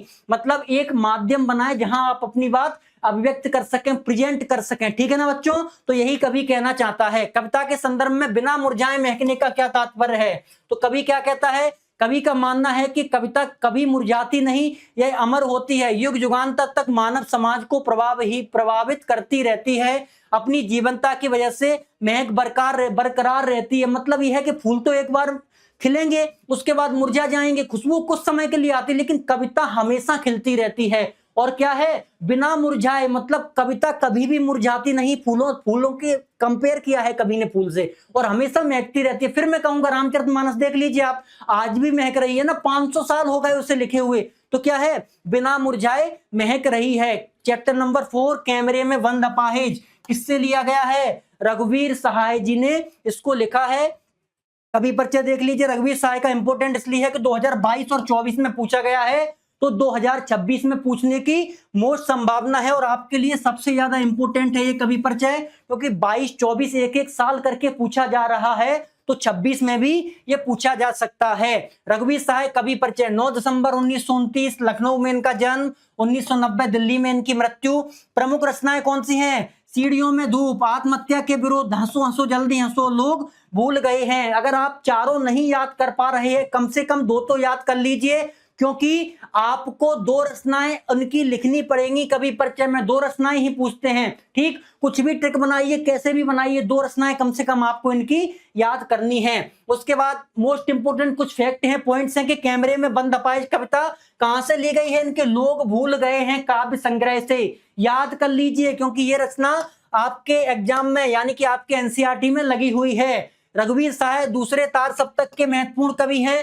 तार सप्तक 7 कवियों की रचनाओं को लेकर के एक किताब है, यानी कि एक ऐसे कविता संग्रह है जिसमें सच्चिदानंद, हीरानंद, वात्सल्यायन, अज्ञे ने 7 कवि लिए हैं। तो ऐसे ही तार सप्तक, मतलब 7 कवियों को लेकर के टोटल 3 सप्तक अज्ञे ने निकाले हैं। उसमें से दूसरे सप्तक में कौन थे?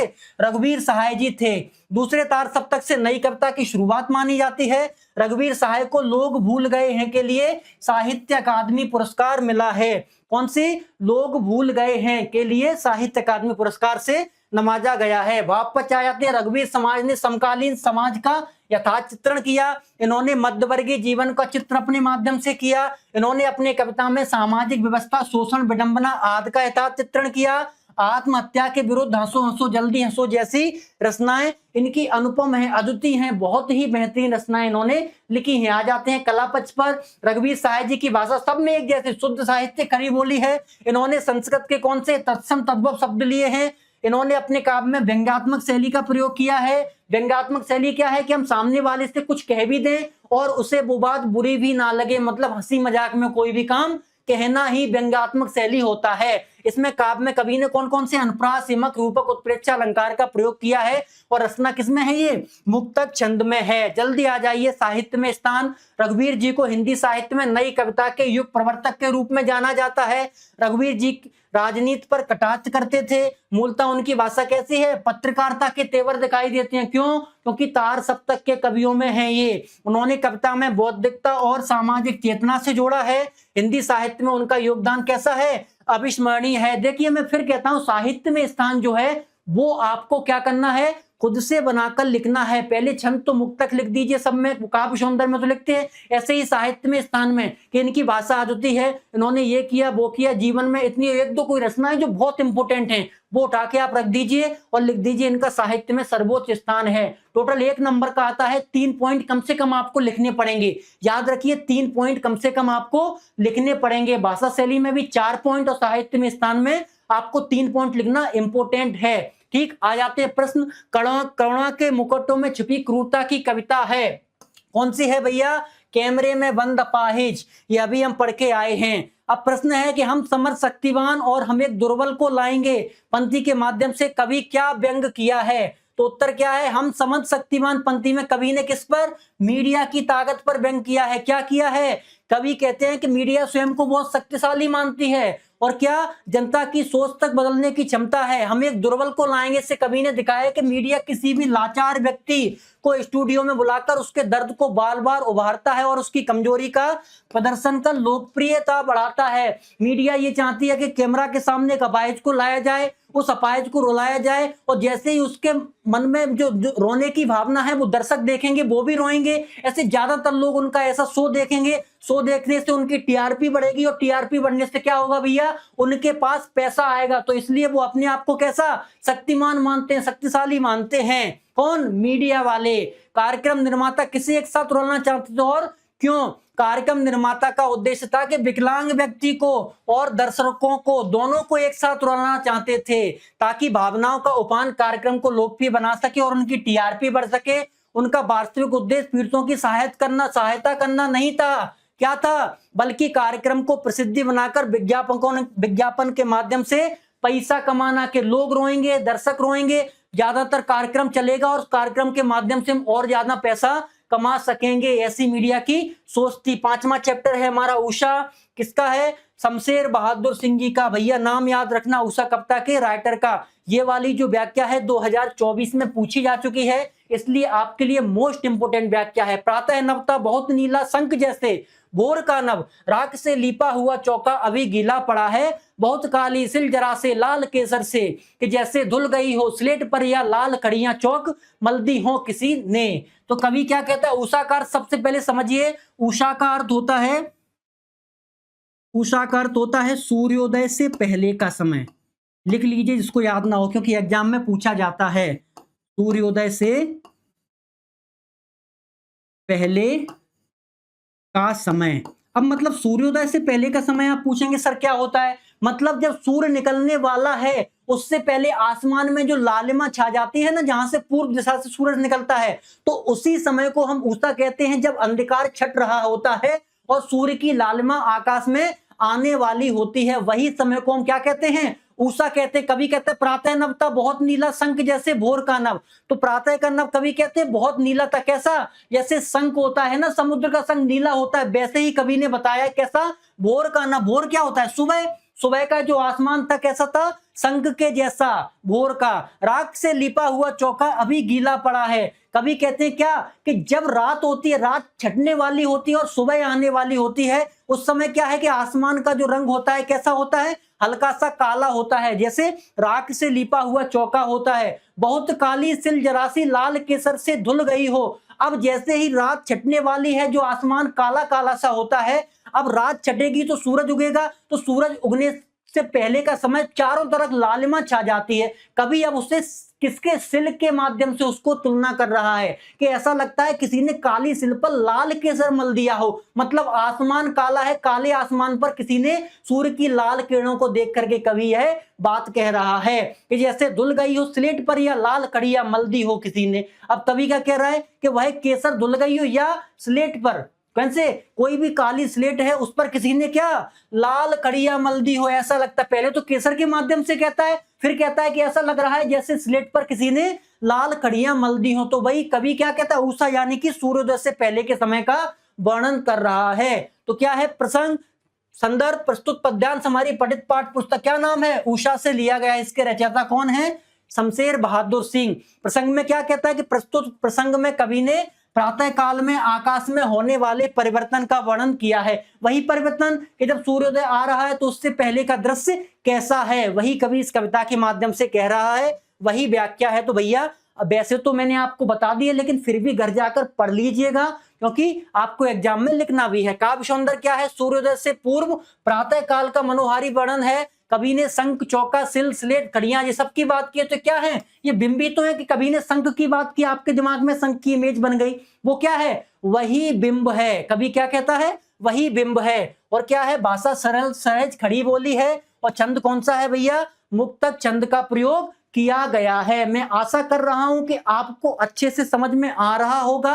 देखिए, इस लेक्चर का एक ही माध्यम है कि आपके पास वो मोस्ट इंपोर्टेंट प्रश्नों को पहुंचाना, जिन प्रश्नों के माध्यम से आप एग्जाम में अपनी नैया को पार लगा सकते हैं। मैं फिर कह रहा हूं, इस प्रश्नों से आपके बाहर एग्जाम में नहीं जाएगा। 80 से 90% की मैं गारंटी लेता हूं। फिर कहता हूं ईश्वर नहीं हूं, जितनी मेहनत की जा सकती थी अंतिम समय में आपके लिए ईमानदारी से वो हमने की है। अब आपकी बारी है कि ईमानदारी से इसको पढ़ेंगे और अच्छे तरीके से कंप्लीट करके एग्जाम हॉल में आप सब जाएंगे। ठीक, एक और बच्चों आपसे लिए कि जिन भी लोगों ने अभी तक अरविहान के हमारे इस चैनल को सब्सक्राइब नहीं किया है, तो मैं फिर कहता हूं कि अभी परीक्षा के लिए 1 महीना है और ऐसे ही वन शॉट वीडियो आपके लिए और भी आने वाले हैं।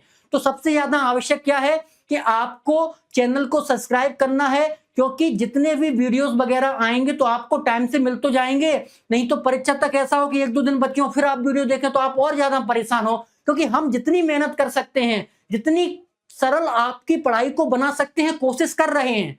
तो आपको कम से कम पढ़ना पड़े, क्योंकि हमें भी पता है भारी से भारी सब्जेक्ट आपके पास रखे होंगे, फिजिक्स होगा, केमिस्ट्री होगी, बायो होगा, इंग्लिश भी पढ़नी है आपको। तो हिंदी को मैं ये चाह रहा हूं कि कम समय में पूरी कंप्लीट करवा दी जाए कुछ ही वीडियो के माध्यम से, जिससे आप अपनी तैयारी को कैसा बिल्कुल सरल बना सकें। इसलिए मैं फिर कह रहा हूं चैनल को सब्सक्राइब जरूर कर लीजिएगा। आ जाते हैं प्रश्न पर। उषा कविता के अनुसार प्रातः काल का आकाश कैसा था? किसके समान था? शंख के जैसा नीला, कहते हैं ना नीले शंख के जैसा था। रिक्त स्थान की पूर्ति, सूर्योदय होने पर उषा का जादू टूटने लगता है, सत्य है या असत्य है? ये सत्य सत्य है, रिक्त स्थान नहीं है। क्या है ये? सत्य असत्य। तो क्या है? सूर्योदय होने पर भैया उषा का जादू टूटने लगता है, एकदम सही बात है। प्रश्न क्या है? 2022 में पूछा गया, उषा कविता में भोर के नभ की तुलना किससे की है? अभी हम पढ़ के आए हैं। उषा कविता में प्रातः नभ की तुलना राख से लीपे हुए गीले चौके से की गई है। देख लीजिए, अब ये रात का समय है, अब देखिए आसमान कैसा है भैया, हल्का सा काला है, और जैसे ही सूरज निकलता है तो लालिमा सी छा जाती है। तो वही तो कवि कह रहा है कि लाल इस समय आकाश नम धुंधला दिखाई देता है, और जैसे जैसे सूर्य ऊपर चढ़ता है वैसे ही आकाश कैसा स्वच्छ एवं निर्मल हो जाता है। ठीक है ना। आ जाते हैं अगले प्रश्न पर। सूर्योदय होने पर उषा का कौन सा जादू टूटता है? तो क्या है? प्रातः काल का प्रकृति सौंदर्य अत्तर मनोहारी है। सूर्योदय से पहले आकाश में रंग तेजी से बदलते हैं और पूरा वातावरण सुंदर प्रकाश से भर जाता है। यह दृश्य थोड़े समय का होता है और फिर भी देखने वालों को मंत्रमुग्ध करता है, परंतु जैसे ही सूर्य उगता है अद्भुत सौंदर्य अचानक समाप्त हो जाता है। ये देखिए, जब सूर्योदय होने वाला है तो आसमान में लालिमा छाई हुई है, हल्का सा सूरज निकला हुआ है, लेकिन जैसे ही सूरज पूरा उदय हो जाता है तो पूरी लालिमा समाप्त हो जाती है। जो अद्भुत सौंदर्य दृश्य था वो समाप्त हो जाता है। वही कवि इस कविता के माध्यम से कहना चाहता है। आ जाते हैं चैप्टर नंबर 6। कौन सा है? सूर्यकांत त्रिपाठी निराला जी का बादल राग। चलिए भैया, तो देख लिया बादल राग। कौन है इसके कवि? सूर्यकांत त्रिपाठी निराला जी। आ जाइए भैया, निराला जी की जीवन परिचय पर 2025 में पूछा गया है, तो ऐसा मुझे लगता है कि 2026 में भी इसके आने की पूर्ण संभावना है। जन्म 1899 कहां पर? महिषादल, पश्चिम बंगाल के मेदिनीपुर जिले में। उसके बाद पारिवारिक गांव है जो गड़ाकोला, उत्तर प्रदेश, उन्नाव में, यानी कि उन्नाव के रहने वाले थे ये, और गड़ाकोला में यानी पश्चिम बंगाल में इनके पिताजी वहां पर नौकरी किया करते थे, तो वहीं पर इनका जन्म हुआ है। 1961 इलाहाबाद में इनकी मृत्यु हो जाती है, जिसे अब प्रयागराज के नाम से जाना जाता है। तो ये 2 मोस्ट इंपोर्टेंट फैक्ट हैं जो आपके एनसीईआरटी बुक में इनके बारे में दिए हुए हैं। तो मुझे लगता है कि आपको ये पढ़ा देने चाहिए, क्योंकि ऑब्जेक्टिव के हिसाब से इंपोर्टेंट हैं। पॉइंट क्या है? तत्सम पदावली तथा कठिन छंदों में राम की शक्ति पूजा और तुलसीदास महत्वपूर्ण रचना है। तो 2 रचनाएं याद रख लीजिए इनकी, राम की शक्ति पूजा और तुलसीदास। किसमें है? तत्सम पदावली में। दूसरा, देसी भाषा के सुंदर शब्द कहां पर? कुकुरमुत्ता इनकी एक रचना है, रानी और कहानी इनकी एक रचना है, महंगू महंगा रहा, 3 रचनाएं हैं जो किसमें हैं? देसी भाषा में। तो देसी भाषा में इनके 3 रचनाएं। प्रश्न ऐसे पूछा जा सकता है, कुकुरमुत्ता रचना किसकी है? आपको यह दे दिया जाएगा। दूसरा, कुकुरमुत्ता रचना किस शब्द में लिखी गई है, यानी कि उसके शब्द क्या है? तो आप क्या कहेंगे? देसी भाषा के उसमें शब्द हैं। ठीक है ना। चलिए आगे बढ़ते हैं, रचनाएं देख लेते हैं भैया निराला जी की। कविता संग्रह कौन कौन सा?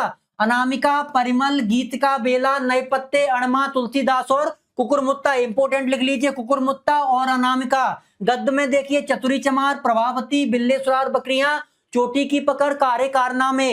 निराला रचनावली 8 खंडों में विभाजित है। आप कहेंगे सर इतनी काहे को रचनाएं लेके आए, इतनी की क्या आवश्यकता थी? ये सब रचनाएं आपके एनसीईआरटी में दी हुई हैं, और जो एनसीईआरटी में दी हुई हैं वो मेरे हिसाब से इंपोर्टेंट हैं। डायरेक्ट नहीं पूछेंगे, ऑब्जेक्टिव में पूछ सकते हैं। तो अब मैं ये आपको बता सकता हूं कौन सी रचना आपको लिए मोस्ट इंपोर्टेंट है, आपको याद ही करनी पड़ेंगी। दो तो याद कर लीजिए। दूसरी, निराला रचनावली कितने खंडों में? 8 खंडों में विभाजित है, ये याद कर लीजिए। जैसे बच्चन ग्रंथावली 10 खंडों में थी, निराला रचनावली 8 खंडों में विभाजित है। समन्वय और मतवाला पत्रिका, जो पत्रिका निकलती थी पहले के समय में, जैसे आज अखबार होते हैं वैसे पत्रिकाएं निकला करती थी, उनमें से 2 पत्रिकाएं, एक तो समन्वय और मतवाला पत्रिका किसने किया प्रकाशन? सूर्यकांत त्रिपाठी निराला जी ने किया।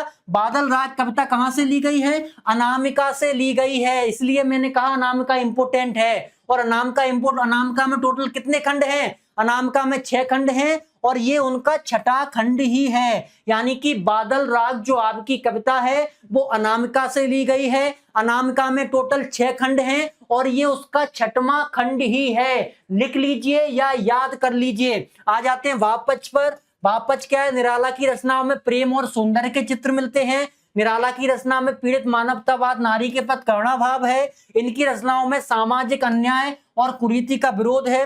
इन्होंने स्वतंत्रता व राष्ट्रीय चेतना, व्यक्तिगत वेदना और आध्यात्मिक भाव की कविताएं लिखी। उनका प्रकृति चित्रण मनोहारी है, यानी कि प्रकृति के प्रति प्रेम निराला जी का कैसा है? जिसमें हमारा मन मंत्रमुग्ध हो जाए, मनोहारी, मन को हरने वाला।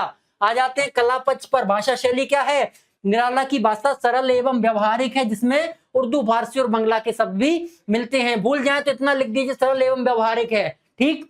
उसके बाद निराला की शैली सरल, प्रभावपूर्ण एवं व्यंग्यपूर्ण है। निराला जी को मुक्तक छंद का प्रवर्तक माना जाता है और इन्होंने इस अलंकारों का प्रयोग किया। अलंकार भूल रहे हैं, उपमा अलंकार लिखाइए। भाषा नहीं पता, निराला ने सरल खड़ी बोली का प्रयोग किया है। शैली नहीं पता, इनकी शैली सरल एवं प्रभावपूर्ण है। ये चीजें ट्रिक हैं, पहले तो कोशिश करिए इनको याद करने की। अगर ये सब चीजें आपको याद नहीं हो रही हैं तब मैं कह रहा हूं कि इनको आपको लिख के आना है। साहित्य में स्थान, निराला छायावाद के 4 स्तंभों में से एक थे।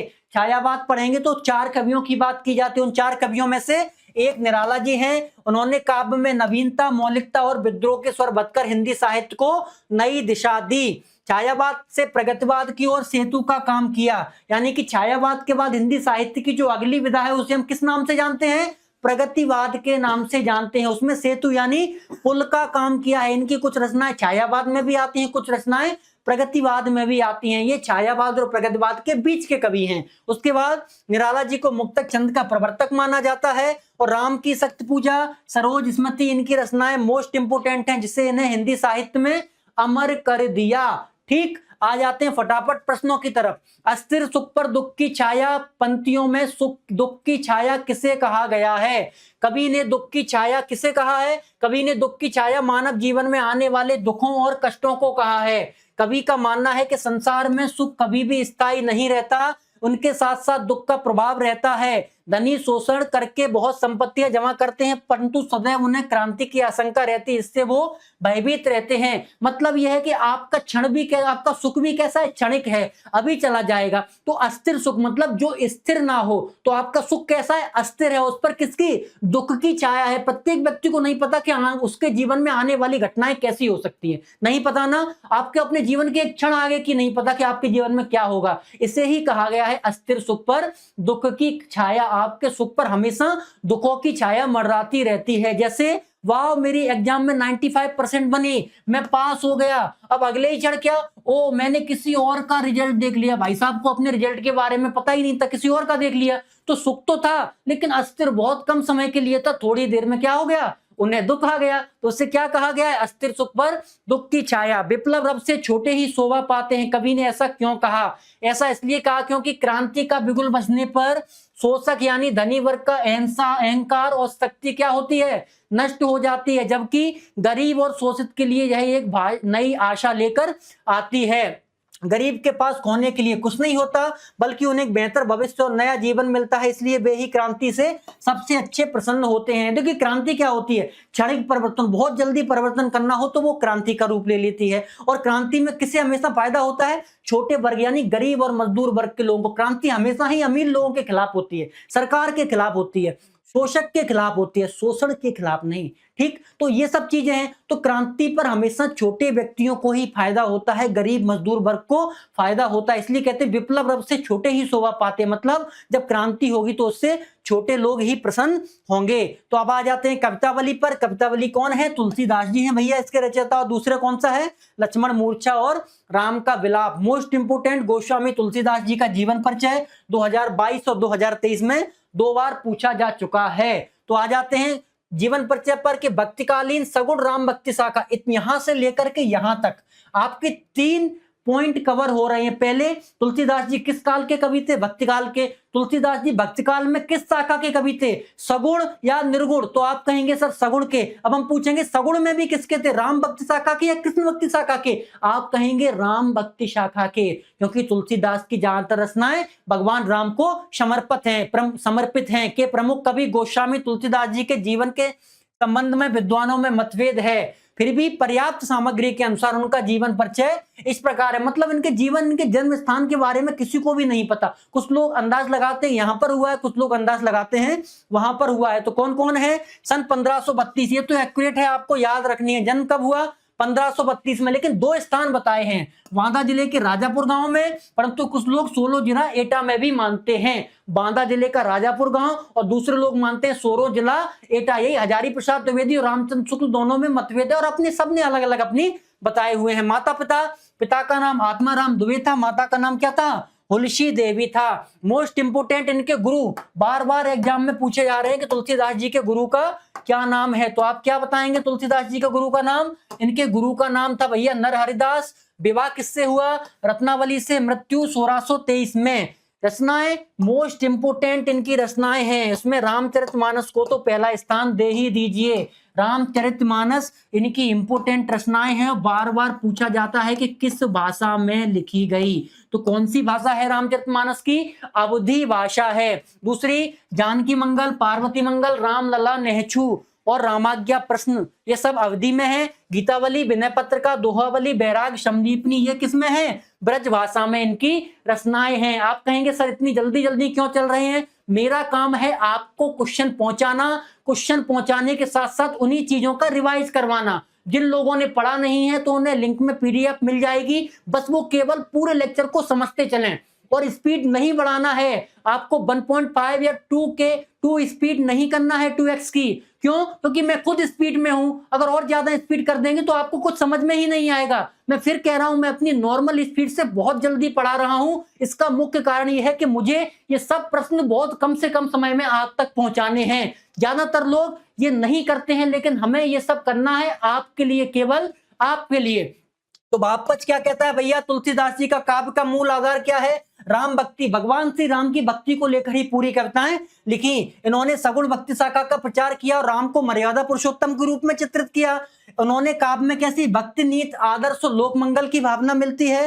रामचरितमानस ने राम राज्य का आदर्श चित्र प्रस्तुत किया कि दैहिक दैविक भौतिक तापा राम राज्य का चुकाऊ न व्यापार। राम राज्य की जो आदर्श परिकल्पना है कहां से? तुलसीदास जी ने ही तो स्थापित की है ना। तुलसीदास जी का काव्य कैसा? धार्मिक हीन नहीं बल्कि लोक मंगलकारी है। तुलसीदास जी पर आप ये आरोप नहीं लगा सकते केवल उन्होंने एक धर्म की कविताएं लिखी, भगवान राम को ही प्रमोट किया। तुलसीदास जी की कविताएं कैसी हैं?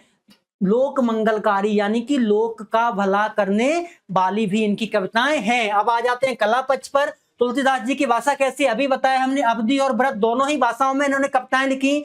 जहां आवश्यक हुआ वहां संस्कृत और लोक भाषा का भी शब्दों का प्रयोग किया। उनकी भाषा कैसी है? सरल, मधुर, प्रभावशाली और लोक सुलभ है। लिख दीजिए, इसमें तो कुछ याद करने को है ही नहीं। तुलसीदास जी ने अपने काव्य में लगभग सब छंदों का प्रयोग किया। रामायण पढ़ते उसमें दोहा भी है, सोठा भी है, चौपाई भी है, सब छंद उसमें मिल जाएंगे। तो उन्होंने क्या किया? अपनी कविता में सब छंदों का प्रयोग किया। और उनकी शैली कैसी है? सरल, सहज, भक्तपरक शैली है। वर्णन शैली में चित्रात्मकता और प्रभावात्मकता मिलती है। अब आ जाते हैं साहित्य में स्थान पर। आधुनिक वाल्मीकि, तुलसीदास जी क्या कहा गया है? आधुनिक युग का वाल्मीकि, हिंदी के महाकवि। तुलसीदास ने लोक भाषा अवधी और ब्रज को जन जन तक पहुंचाया। आपके घर में जो रामचरितमानस रखी हुई है, पढ़ी जाती है, वो अवधी भाषा में है। आप कहेंगे सर अवधी भाषा हमने नहीं पढ़ी, लेकिन फिर भी रामायण के रूप में, रामचरितमानस के रूप में आप पढ़ते हैं ना, तो आपके घर तक उन्होंने अवधी भाषा को पहुंचाया। वही कह रहे हैं कि इस भाषा को जन जन तक पहुंचाया। आपने रामचरितमानस जैसी अमर कृति दी। मानव जीवन पर संपूर्ण चित्र कौन? तुलसी ही कर पाए। वास्तविकता में सूर सूर तुलसी शशि। सूर मतलब सूर्य, सूर मतलब होते हैं सूरदास, सूर मतलब है सूरदास, और ये सूर का मतलब है सूर्य यानी सूरज। मतलब सूरदास को सूर्य के समान बताया है और तुलसी को शशि यानी कि किसके समान? चंद्रमा के समान, यानी कि शशि यानी कि चंद्रमा के समान बताया गया है। अब आ जाते हैं एक बेहतरीन व्याख्या कि हर्ष राम भेट्यु हनुमाना, अति कृतज्ञ प्रभु परम सुजाना, तुरत वैद तब कीन उपाई, उठ बैठे लक्ष्मण हर्षाई, हृदय लगाए प्रभु भेटे भ्राता, हर्षे सकल भाल कपि भ्राता, कपि पुन वैद तहां पहुंचावा, जहि विद तबय लाए तहीं आवा। रामचरितमानस के लंका कांड से चौपाई ली गई है। जब लक्ष्मण जी मूर्छित हैं, उन्हें मेघनाथ के द्वारा शक्तिमान दिया जाता है, लक्ष्मण जी मूर्छित हो जाते हैं, तब हनुमान जी क्या करते हैं? संजीवनी बूटी लेकर आते हैं, और संजीवनी बूटी यानी कि सुषेण वैद्य जो होता है लंका का राजकीय वैद्य, वो उनका उपचार करता है और लक्ष्मण जी खड़े हो जाते हैं यानी कि स्वस्थ हो जाते हैं। उसके बाद ये चौपाई है कि हर्ष राम भेटे हनुमाना, अति कृतज्ञ प्रभु परम सुजाना। हर्ष मतलब प्रसन्न होकर के भगवान श्री राम हनुमान जी से बैठते यानी गले मिलते हैं। अति कृतज्ञ प्रभु परम सुजाना, और क्या है? भगवान राम हनुमान जी को थैंक्स बोल रहे हैं यानी कृतज्ञ हैं उनके, कि धन्यवाद दे रहे हैं कि भैया तुम्हारी वजह से ही तो लक्ष्मण जी स्वस्थ हुए हैं। तुरंत वैद तब कीन उपाय, तब क्या है? तुरंत वैद उपाय करता है यानी कि उनको संजीवनी बूटी से स्वस्थ करता है। उठ बैठे लक्ष्मण हर्षाई, और लक्ष्मण जी क्या करते हैं? तुरंत उठ बैठ जाते हैं। वैद क्या करता है? तुरंत ही उपाय करता है, उनको संजीवनी बूटी देते हैं और लक्ष्मण जी स्वस्थ होते हैं। हृदय लाई प्रभु भेटे भ्राता, तब क्या होता है? हृदय लगाकर भगवान श्री राम क्या है? लक्ष्मण जी से बैठते हैं, गले मिलते हैं। हर्षे सकल भालु कपि भ्राता, और सब लोग जितने लोग थे आपस में, भालू कपि भ्राता, सब भालू मतलब भालू, कपि मतलब बंदर, सब क्या है? हर्ष जाते यानी प्रसन्न होते हैं। कपि पुण्य वैद तहां पहुंचा, कपि यानी हनुमान जी तब तुरंत क्या है? सुषेण वैद को उनके स्थान पर पहुंचाते हैं। जय विद तबय लाहि लय आवा, जिस प्रकार बड़े सम्मान के साथ लेकर आए थे उतने ही सम्मान के साथ उनको वापस पहुंचाया जाता है। तो यहाँ इस चौपाई में यही बताया है। तो संदर्भ क्या है?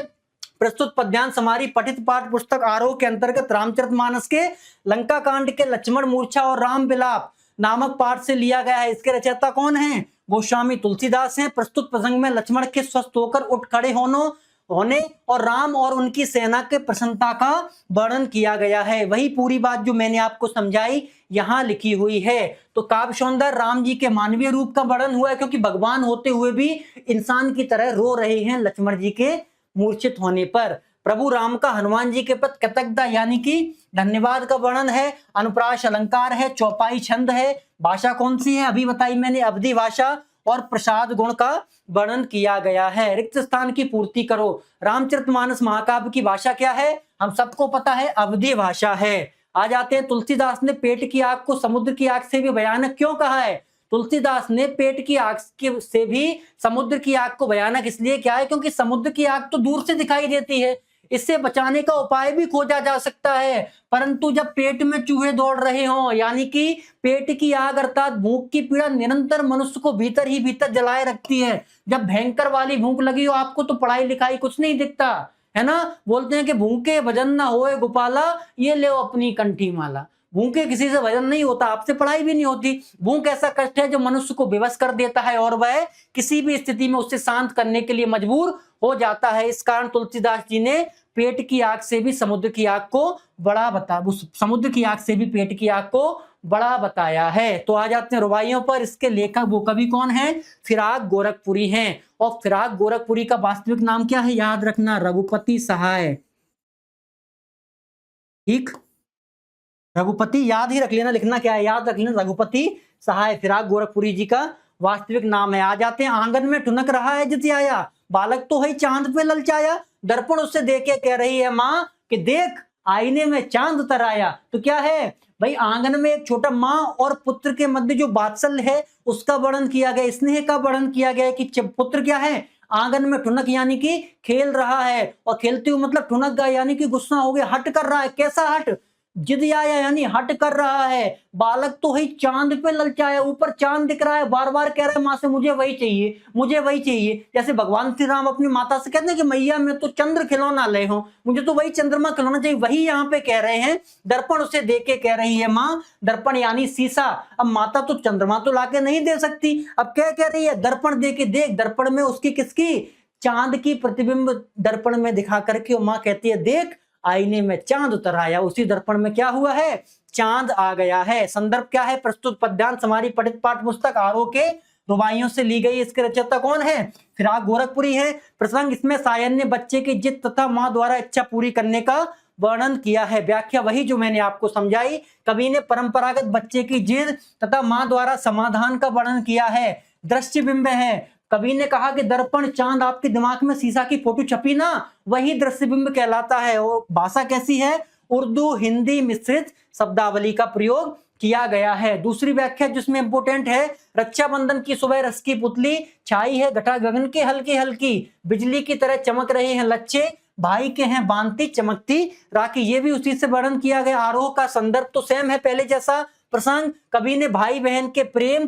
को प्रदर्शित कर मीठा बंधन यानी रक्षाबंधन का वर्णन किया है। यहाँ कभी रक्षाबंधन की तो बात कर रहा है। फिराक गोरखपुरी कहते हैं कि आज रक्षाबंधन का पवित्र दिन है, जिसकी सुबह आनंद और मिठास से भरी है, क्योंकि यह दिन भाई बहन के मीठे बंधन का होता है। अरे राखी बांधी है ना अपने भाई को, और भाइयों ने राखी बंधवाई है ना बहन से, वही रक्षाबंधन। आकाश में काले काले बादलों की घटा छाई हुई है, इन बादलों में बिजली रह रहकर चमक रही है, इसी बिजली की तरह राखी के रेशमी धागे की चमक है। बहन प्रसन्नता एवं उमंग से अपने भाई के कलाई में क्या चमकती राखी बांध रही है। काव्य सौंदर्य, कवि ने रक्षाबंधन का वर्णन किया है। सबसे पहले तो ये लिख सकते हैं, दृश्य बिंब है, बिंब कौन सा है, दृश्य। और छंद कौन सा है, रुबाई, क्योंकि रुबाइयां ही चैप्टर का नाम है, इसलिए रुबाइयां ही छंद है। उर्दू हिंदी मिश्रित शब्दावली है। और पुनरुक्ति प्रकाश अलंकार, जहां दो शब्द बार बार आए, तो कौन से दो शब्द बार बार आ रहे हैं, हल्की हल्की, तो इसमें कौन सा अलंकार हो जाएगा, पुनरुक्ति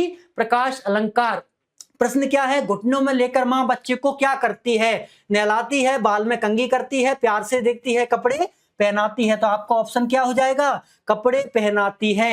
शायर राखी के लच्छे को बिजली की चमक की तरह कहकर क्या भाव व्यंजित करना चाहता है। शायर कहता है कि राखी भाई बहन के पवित्र रिश्ते का प्रतीक है, सरल सी बात है। और बहनें चमकदार मुलायम रेशे वाली राखियां खरीदती हैं ताकि उनकी चमक एवं प्रेम सौंदर्य के समान भाई बहन के अटूट संबंध की चमक एवं प्रेम के सौहार्द अर्थात उन्हें निभाने का उत्साह उल्लास सदा बना रहे। मतलब जिस प्रकार राखी चमकती है उस प्रकार भाई का संपूर्ण जीवन चमकता और खिलता प्रसन्न होता रहे, वही माध्यम होता है भाई और बहन के प्रेम का। छोटा मेरा खेत और बंगलों के पंख कौन है, उमाशंकर जोशी जी हैं। आइए देखते हैं इसका एक व्याख्या कि झूमने लगे फल, रस अलौकिक, अमृत धाराएं फूटी, रोपाई छड़की, कनन कटाई अनंता की, लुटते रहने से जरा भी नहीं होती कम, रस का ऐच्छय पात्र सदा का, छोटा मेरा खेत चौकोना। यहाँ कवि क्या कहता है कि भैया जैसे ही मैंने अपने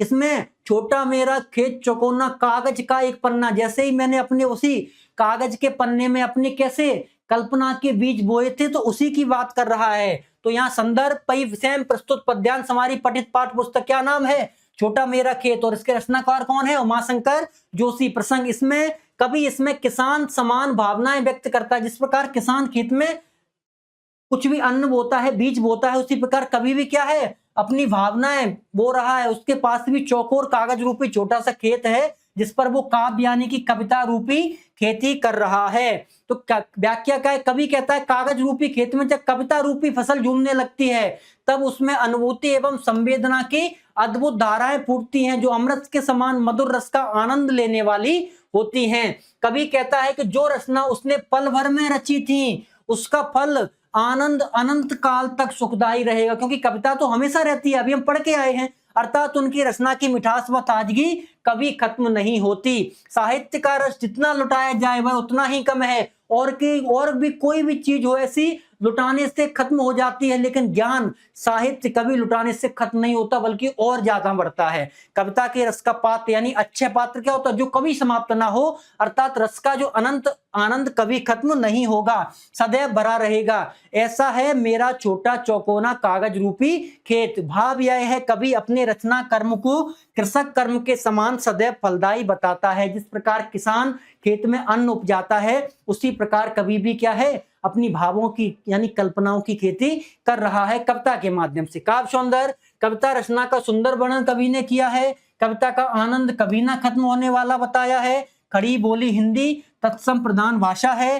स्वय रूपक और सुलेश अलंकारों का वर्णन किया गया है। रिक्त स्थानों की पूर्ति करो। तो प्रश्न है, खेत की तुलना किससे की गई है? मैदान, वर्षा या कागज के पन्नों से? तो किससे?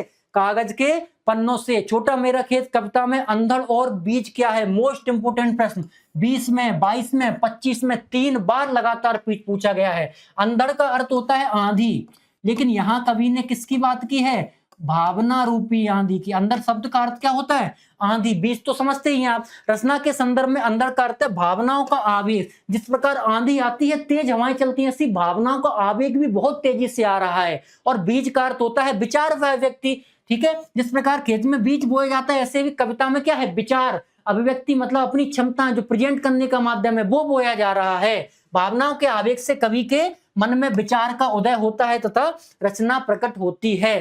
ठीक है ना। आ जाते हैं कविता के अनुसार कवि ने अपने खेत में कौन सा बीज बोया? तो कविता के अनुसार कवि ने अपने खेत में कौन सा? भावों और विचारों का बीज बोया, जिससे कविता का अंकुर फूटा। कौन सा बीज बोया? भावों और विचारों का। अब आ जाते हैं रुबाइयां पाठ के अनुसार खुद का पर्दा खोलने से क्या आशय है? ये रुबाइयों का प्रश्न पिछला वाला था, तो भैया इसको देख लीजिएगा, वहां होना चाहिए, गलती से यहां हो गया है। इसके लिए मैं आपसे क्षमा मांगता हूं, इस प्रश्न को पढ़ लीजिएगा। ठीक, अब आ जाते हैं, हमारा पद्य पूरा समाप्त हो चुका है। यहां पर हमने कवि परिचय, महत्वपूर्ण व्याख्याएं, पद्य साहित्य का इतिहास, क्वेश्चन आंसर, ऑब्जेक्टिव देख लिए हैं। अब दूसरा जो है हमारा गद्य साहित्य के इतिहास से हम शुरू करते हैं। यहां से हमारा गद्य शुरू हो रहा है। गद्य में वही मैंने बताया मोस्ट इंपोर्टेंट अंतर ही पूछे जाते हैं पिछले 4 सालों से। तो इस बार भी मैं फिर कह रहा हूं, अंतर आने की संभावना 99% है। पहला अंतर कौन सा है? कहानी और उपन्यास में अंतर, जो 2024 में पूछा गया है। कहानी में जीवन का केवल एक छोटा सा वर्णन होता है, जबकि उपन्यास में जीवन का समस्त वर्णन, यानी कि कहानी छोटी होती है। कहानी में जीवन के एक ही पक्ष का वर्णन किया जाता है, लेकिन उपन्यास में जीवन के संपूर्ण भाग का। अब कहानी का जब एक ही पक्ष का वर्णन होगा तो कहानी छोटी होगी, उपन्यास में संपूर्ण वर्णन होगा तो आकार कैसा होगा? बड़ा होगा। अब प्रमुख कहानी में जब छोटी होगी तो पात्रों की संख्या भी कैसी होगी? सीमित होगी, यानी कि कम होगी। लेकिन उपन्यास जब बड़ा होगा तो पात्रों की संख्या बड़ी होगी। इसमें क्या याद करना है बताइए मुझे। अब प्रश्न अगला क्या है? आत्मकथा और जीवनी में अंतर। ये भी 2024 में पूछा गया है। आत्मकथा स्वयं के द्वारा लिखी जाती, आत्म मतलब ऑटोबायोग्राफी, खुद के द्वारा लिखी, और जीवनी तुम्हारी जीवन की पूरी कथा किसी दूसरे व्यक्ति के द्वारा लिखी जाए। आत्मकथा कहीं कहीं काल्पनिक होगी। अब जब आप अपने जीवन की कथा लिख रहे हैं तो थोड़ा बहुत तो उसमें कल्पना ले सकते हैं, यानी कि बड़ा चढ़ाकर लिख सकते हैं। किसको पता आपके जीवन में कैसी कैसी क्या घटनाएं घटी, तो आपने क्या किया? थोड़ा सा काल्पनिक बना दिया, मतलब अपने मन से भी लिख दी वो घटनाएं, भले आपके जीवन में घटी हो या नहीं, लेकिन जीवनी सत्य पर आधारित होती है। क्यों? क्योंकि आपके जीवन की कथा कोई और लिख रहा है और वो वही लिखेगा जो सत्य होगा। उसके बाद आत्मकथा कथात्मक शैली में होगी, क्योंकि आत्मकथा है, और जीवनी कैसी होती है? वर्णनात्मक शैली में किसी का वर्णन किया जाए, तो वो शैली कौन सी है? वर्णनात्मक शैली। अभी हमने पढ़ा, क्या भूलूं क्या याद करूं, हरवंश राय बच्चन की कलम का सिपाही अमृतलाल नागर की। किसके ऊपर है? मुंशी प्रेमचंद की आत्मकथा है। किसकी है? प्रेमचंद की। और लिखी किसने है? अमृतलाल नागर ने, याद रखिएगा। और ये हरिवंश राय बच्चन जी की है, ये तो हमें पता है। नाटक व एकांकी में अंतर, ये 2025 में पूछा गया। नाटक क्या होता है? दृश्य काव्य है, क्योंकि इसको मंच पर दिखाया जाता है। और एकांकी क्या है? ये भी दृश्य काव्य है, लेकिन ये दृश्य काव्य का विस्तृत यानी बड़ा रूप है। एकांकी मतलब इसमें एक ही अंक हो। नाटक में कई अंक होते हैं, एकांकी में केवल एक ही अंक होता है। तो एक अंक होगा तो कैसी होगी? छोटी होगी। नाटक में प्रमुख कथा के साथ साथ गौण कथाएं यानी और कथाएं भी चलती हैं। जो बड़ी होगी उसमें प्रमुख कथाएं तो होंगी, लेकिन और भी कथा साथ साथ में चलती, क्योंकि एकांकी में एक अंक होता है, छोटी होती है तो एक ही कथा चलती है। ठीक। उसके बाद नाटक में अनेक अंक होते हैं, एकांकी में केवल एक ही अंक होता है। तो एक प्रमुख नाटक ले लीजिए चंद्रगुप्त, ठीक है, ये नाटक ले लिया, जयशंकर प्रसाद जी का है। और दीपदान ये भी रामकुमार वर्मा जी का है। किसका है? चंद्रगुप्त जयशंकर प्रसाद का। और दीपदान किसका है? रामकुमार वर्मा जी का। आ जाते हैं संस्मरण और रेखा चित्र में अंतर। तो ये भी 2025 में पूछा गया भैया, ये भी इंपोर्टेंट है। यह किसी विशेष घटना, यानी संस्मरण का मतलब है कोई हमने कहीं पे गए हो, वहां हमारे साथ कोई ऐसी घटना घटी हो, उस घटना को हम जब लिपिबद्ध कर देते हैं, लिख देते हैं, तो वो संस्मरण कहलाता है। तो यह किसी विशेष घटना से जुड़ा रहता है। रेखा चित्र यह साधारण विषय पर आधारित होता है, मतलब कोई भी बात आपने क्या की, लिख दी, तो वो रेखा चित्र के माध्यम से कहलाएगी। मतलब रेखाओं के द्वारा चित्र आपने प्रदर्शित किया, मतलब शब्दों के द्वारा। ठीक, इसमें रचनाकार के वास्तविक अनुभव होते हैं, क्योंकि आपकी घटना जीवन में घट रही है। इसमें वास्तविक अनुभव नहीं होंगे, कल्पनाएं भी लिखी जा सकती हैं, अपने मन से भी कुछ भी बात लिखी जा सकती है। इसमें विवरणात्मक शैली का वर्णन होता है, क्योंकि तुम विवरण करते हो। रेखा चित्र है तो इसमें चित्रात्मक शैली का वर्णन होगा। ठीक है भैया, आ जाते हैं चैप्टर नंबर 10 हमारी और आपकी प्रिय महादेवी वर्मा, जिनका एक सा चैप्टर लगा हुआ है, भक्तिन लगा हुआ है। मैं फिर कहूंगा, आपके पूरे आरोह में टोटल 15 चैप्टर लगे हुए हैं। अगर 15 चैप्टर में से सबसे ज्यादा चैप्टर कोई एक इंपोर्टेंट है, तो वो कौन सा है? भक्तिन है। तो भैया ये मोस्ट इंपोर्टेंट चैप्टर, यहां से क्वेश्चन भी आते हैं, यहां से व्याख्या भी आती है, और यहां से क्या, यहां से आपको महादेवी वर्मा का जीवन परिचय भी पूछा जाता है। तो आइए शुरू करते हैं महादेवी वर्मा जी का लेखक परिचय, क्योंकि लेखिका हैं तो हमने लेख का परिचय लिखा है उनका। तो ठीक है, महादेवी वर्मा लेख का परिचय। छायावाद की प्रमुख स्तंभ, हमने छायावाद के 4 स्तंभों में एक तो आपसे अभी बात की थी, किसकी? सूर्यकांत त्रिपाठी निराला की। दूसरी किसकी हो गई? महादेवी वर्मा की। चारों की बात मिलेगी, लेकिन एक एक करके। ठीक, आधुनिक युग की मीरा, तो पहले तो छायावाद के स्तंभ में और दूसरी आधुनिक युग की मीरा। प्रश्न पूछा जा सकता है, महादेवी वर्मा को क्या कहा जाता है? आधुनिक युग की मीरा। महादेवी वर्मा हिंदी साहित्य की सबसे सशक्त कवयित्रियों में से एक हैं। आपको निराला ने क्या कहा? हिंदी के विशाल मंदिर की सरस्वती। छायावादी कवि निराला ने ही इनको क्या कहा है? हिंदी के विशाल मंदिर की सरस्वती नाम से इन्हें जाना जाता है। जन्म 26 मार्च 1907 को फर्रुखाबाद उत्तर प्रदेश में। मृत्यु, पिता का नाम क्या है? गोविंद प्रसाद वर्मा, माता हेमरानी देवी। पुरस्कार, पद्म भूषण 1956 में, पद्म विभूषण 1988 में। ज्ञानपीठ पुरस्कार किसके लिए? यामा के लिए। मोस्ट इंपोर्टेंट है, प्रश्न पूछा जा सकता है कि भाई महादेवी वर्मा को किसके लिए ज्ञानपीठ पुरस्कार मिला? तो आपका क्या आंसर होगा? यामा के लिए। भारत भारती पुरस्कार उत्तर प्रदेश सरकार द्वारा, इतने तो इन्हें पुरस्कार मिले हैं। आ जाते हैं जीवन साथी कौन थे? डॉक्टर स्वरूप नारायण वर्मा, यानी कि इनके हस्बैंड। महादेवी वर्मा 9 वर्ष की आयु में विवाह हुआ। मृत्यु 1987 प्रयागराज। इतनी सब चीजें आपको याद नहीं करनी है, केवल पुरस्कार याद कर लीजिए और उनका जन्म याद कर लीजिए, और ये बाकी की जो उन्हें कहा गया है वो याद कर लीजिए, ऑब्जेक्टिव में पूछा जा सकता है। उसके बाद आ जाते हैं उनकी रचनाओं पर। निहार, रश्मि, सांदगीत और नीरजा, ये चारों किसकी हैं? यामा। यामा एक काव्य संग्रह है, यानी कि एक बुक है। उसमें 4 प्रमुख कविताएं लिखी हुई हैं। एक निहार है, रश्मि है, सांदगीत है और नीरजा है। ये चारों ही किसके भाग हैं? यामा के भाग हैं। दीपशिखा, ये भी एक काव्य संग्रह है। स्मृति की रेखाएं मोस्ट इंपोर्टेंट है, क्योंकि भक्तिन यहीं से लिया गया है। कहां से लिया गया है भैया? स्मृति की रेखाओं से ही भक्तिन लिया गया है, इसलिए आपके लिए क्या है? मोस्ट इंपोर्टेंट है। फत के साथी और मेरा परिवार, ये संस्मरण रेखा चित्र है। अब आ जाते हैं भाषा शैली। भाषा उत्तम, सशक्त और प्रभावमयी संस्कृत प्रधान है। इनकी भाषा में संस्कृत की प्रधानता ज्यादा है, क्योंकि तत्सम शब्द हैं। दूसरे पॉइंट क्या है? भाषा में कहीं कहीं उर्दू फारसी के भी शब्द मिल जाते हैं। भाषा में मुहावरों का सुंदर प्रयोग मिलता है। ये शब्दों द्वारा चित्र खींचने और भावों को स्पष्ट करने में निचुड़ती, यानी कि रेखा चित्र इन्होंने लिखे हैं। संस्मरणात्मक रेखा चित्र ही है भक्तिन। कोई पूछे कि भक्तिन क्या है, तो आपका आंसर होगा संस्मरणात्मक रेखा चित्र, क्योंकि संस्मरण है, क्योंकि उनके जीवन का एक भाग है महादेवी वर्मा का। और रेखा चित्र मतलब कि शब्दों के माध्यम से जो चित्र खींचे उसे हम क्या कहते हैं? रेखा चित्र के नाम से जानते हैं। आपकी शैली चित्रात्मक, भावनात्मक और अलंकारिक है। तो इतनी चीजें हमें याद रखनी है इनके बारे में। फिर आते हैं साहित्य में स्थान पर।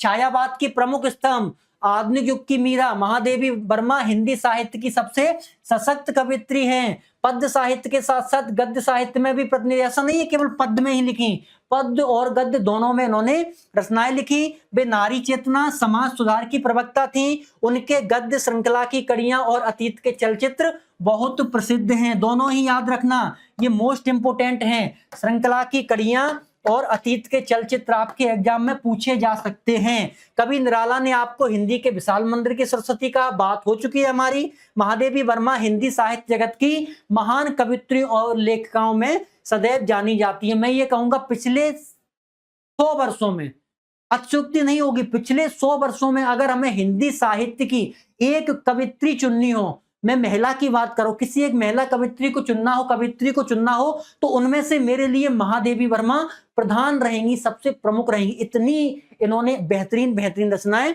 लिखी हुई हैं। अब आ जाते हैं एक गद्य पर। सेवक धर्म में हनुमान जी से स्पर्धा करने वाली भक्तिन किसी अंजना की पुत्री न होकर एक अनाम धन्या गोपालिका की पुत्री कन्या है। नाम है लक्ष्मण अर्थात लक्ष्मी। पर जैसे नाम की विशालता मेरे लिए दुर्वय है, वैसे ही लक्ष्मी की समृद्धि भक्तिन के कपाल की कुंचित रेखाओं में नहीं बंध सकती। वैसे तो जीवन में प्राय सभी को अपने अपने नाम का विरोधाभास लेकर जीना पड़ता है। यही कह रहे हैं, नाम तो लक्ष्मण है, बोलते ना कि नाम बड़े और दर्शन छोटे, है ना, वही है, नाम तो लक्ष्मण है, लेकिन पैसा वैसा नहीं है उनके पास, भक्तिन के पास।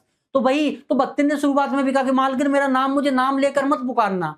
तो उन्होंने उनका नाम उनकी वेशभूषा को देखकर, गले में कंठी माला को देखकर भक्तिनी रख दिया।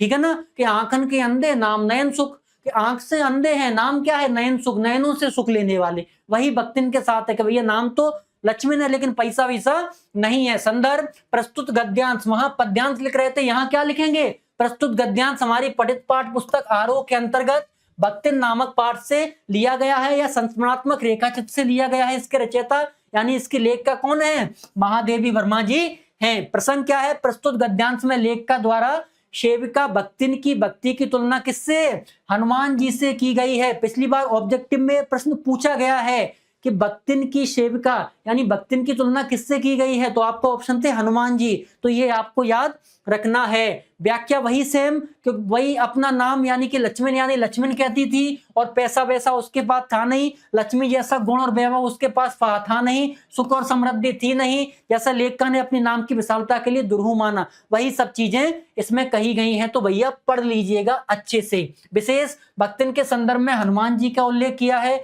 वास्तविक नाम और जीवन में विरोधाभास है, मतलब नाम तो लक्ष्मण, पैसा है नहीं। ठीक, भाषा संस्कृत ने खड़ी बोली और शैली क्या है, संस्मरणात्मक है। रिक्त स्थानों की पूर्ति कीजिए। भक्तिन पाठ महादेवी वर्मा की ... में संकलित है। किसमें है, हमने अभी बताया था, स्मृति की रेखाओं में। याद रखिएगा इस बात को। सत्य असत्य, भक्तिन धर्मवीर भारती की रचना है क्या, नहीं। भक्तिन किसकी है, महादेवी वर्मा की है। अभी हम पढ़ के आए हैं, भक्तिन किसकी रचना है, महादेवी वर्मा की। प्रश्न क्या है, भक्तिन के आ जाने से महादेवी अधिक देहाती क्यों हो गई। देहाती क्या होता है, पहले तो देखिए 2022-24 में पूछा गया है। देहाती क्या होता है, जो देहात यानी ग्रामीण अंचल से संबंध रखता हो उसको हम बोलते हैं देहाती। बहुत से लोग देहाती को समझते हैं जानवर कह दो, देहाती को ये कह दो जो पढ़ा लिखा ना हो, गंवार हो, ऐसा नहीं होता। देहाती का मतलब होता है जो गांव से संबंधित रखता हो, उसे क्या कहते हैं, देहाती कहते हैं। अब भाई भक्तिन खुद को नहीं बदलती थी बल्कि दूसरों को बदल देती थी। कैसे भाई, अपनी परम पसंद का देहाती भोजन, जैसे मकई का दलिया मट्ठे के साथ, बाजरा के पुए, भुट्टे भुने भुट्टों की खिचड़ी, महुए की लपसी आज लेखिका को खिलाती थी। इस तरह लेखिका भी देहाती होगी, मतलब लेखिका शहर में पली बड़ी है, ये सब चीजें उसे पता ही नहीं कैसे खाना है। भक्तिन जब आई तो उसने बना के खिलाया, लेखिका खाने लगी। अब लेखिका भी कैसी हो गई, शहर में रहने वाली, वो भी देहाती, मतलब गाँव की परंपराओं से जुड़ गई। भक्तिन अपना वास्तविक रंग लोगों से क्यों छिपाती थी भाई, कि भक्तिन का भैया नाम लक्ष्मण था, और लक्ष्मण जैसी यानी सुख समृद्धि वैभव उसके पास था नहीं, पैसा उसके पास था नहीं, तो क्या वो अपना वास्तविक नाम सबसे छुपाती थी। भक्तिन के चरित्र की 2 विशेषताएं लिखिए। पहली विशेषता, निस्वार्थ एवं अटूट सेवा व्यक्ति। निस्वार्थ मतलब पैसे वैसे से कोई मतलब नहीं था कि महादेवी के लिए वो पैसे के लिए नहीं, महादेवी की सेवा ही करती थी वो। इसलिए क्या है, भक्तिन की सेवा भाव कूट कूट भरी थी, या सेवा भाव निस्वार्थ था, मतलब उसे कुछ चाहिए नहीं था महादेवी से, जिसका अर्थ है वह बिना किसी व्यक्तिगत लाभ के थी और स्वामी भक्ति और त्याग की भावना, मतलब वह लेखिका द्वारा पैसे की कमी का जिक्र करने पर अपनी जीवन भर की कमाई उन्हें देना चाहती थी। कभी सुना है कि भाई एक नौकर जो एक सेवक होता है, अपने अगर मालिक पर कोई समस्या आ जाए तो पूरा जीवन भर की कमाई देते, लेकिन क्या भक्तिन ऐसी ही थी, अपनी देख जैसे ही देखा कि महादेवी पर पैसे की कमी है, समस्या है, अपने जीवन भर की कमाई वो लुटा देना चाहती थी। अब आ जाते हैं बाजार दर्शन किसका है भैया, जैनेन्द्र कुमार का। याद रखना, ये लिख दीजिए, पैसा पावर है पर उसके सबूत में आसपास माल टाल ना जमा हो तो वह क्या खाक पर पावर। पैसे को देखने के लिए बैंक हिसाब देखिए, पर माल असबाब पकान कोटी तो अनदेखे भी दिखते हैं। पैसे के उस परचेसिंग पावर के प्रयोग ही प्रमुख पावर हैं। मतलब पैसा अगर आपके बैंक में 1 करोड़ रुपए डला है तो आपको कोई कहेगा आप पैसे वाले नहीं, किसी को क्या पता आपके बैंक में कितना क्या है। लेकिन उसी 1 करोड़ रुपए का आप बढ़िया सा मकान ले लें, एक BMW गाड़ी खरीद लें, चारों तरफ उस पैसे का माहौल बना लें, भौकाल आप अपना दिखा दें, ठीक, भौकाल सब सही है ना, वही भौकाल दिखा दें तो लोग कहेंगे इसके पास बहुत पैसा है। वही कवि यहाँ कहना चाहता है। तो पहले तो वही पाठ पुस्तक किससे, बाजार दर्शन से लिया गया। इसके रचयिता कौन है, जैनेन्द्र कुमार हैं। लेखक ने प्रस्तुत गद्यांश में पैसे के महत्व पर चर्चा करते हुए पैसे की वास्तविक शक्ति, परचेसिंग पावर मतलब खरीदने की शक्ति, कि उस पैसे से तुमने क्या क्या खरीदा ये इंपोर्टेंट है, पैसा कितना है ये इंपोर्टेंट नहीं है। जिसमें व्याख्या में क्या है, लेखक पैसे की शक्ति पर व्यंग करता है। लेखक कहता है कि पैसा तभी सकता है जब उसके द्वारा वस्तुओं का संग्रह किए और प्रदर्शन हो। बैंक में जमा दिखाई नहीं देता पर मकान, सामान और वैभव सबको स्पष्ट दिखते हैं। पैसे की वास्तविक सच्चाई उसके प्रयोग में ही है, जिसे लेखक परचेसिंग पावर कहता है। खरीदो BMW तभी तो सब पड़ोसी को दिखेगा कि इनके पास पैसा है। अकाउंट कोई किसी का नहीं देखता, उसी को कहते हैं परचेसिंग पावर। पैसे का सही उपयोग करना सही है गलत आपके ऊपर निर्धारित है, आप कैसे उपयोग करते हैं। परचेसिंग पावर का अर्थ क्या है, पैसे का उपयोग करना। विशेष गद्यांश में धन की शक्ति का प्रभाव बताया है। खड़ी बोली का प्रयोग है जिसमें अंग्रेजी शब्दों का भी प्रयोग है। लघु वाक्यों के प्रयोग काव्य सा प्रतीत होता है। मालटाल जैसे लोकचित पतले शब्दों का प्रयोग किया गया है। चूरन बेचने का काम कौन करता था, भगत जी, मदन जी, मोहन जी और जैनेन्द्र जी। तो कौन करते थे भैया, भगत जी। आपको भी पता है, जब आप पढ़ेंगे बाजार दर्शन तो भगत जी चूरन बेचने का काम करते थे। किसकी गर्मी बाजार सामान खरीदने पर विवश करती है, तो किसकी, पैसा होगा तो उसी की गर्मी तो भैया आपको सामान खरीदने पर विवश करेगी। बाजार दर्शन से क्या अभिप्राय, बाजार दर्शन का मतलब क्या, बाजार को देख के लौटाना दर्शन करके नहीं।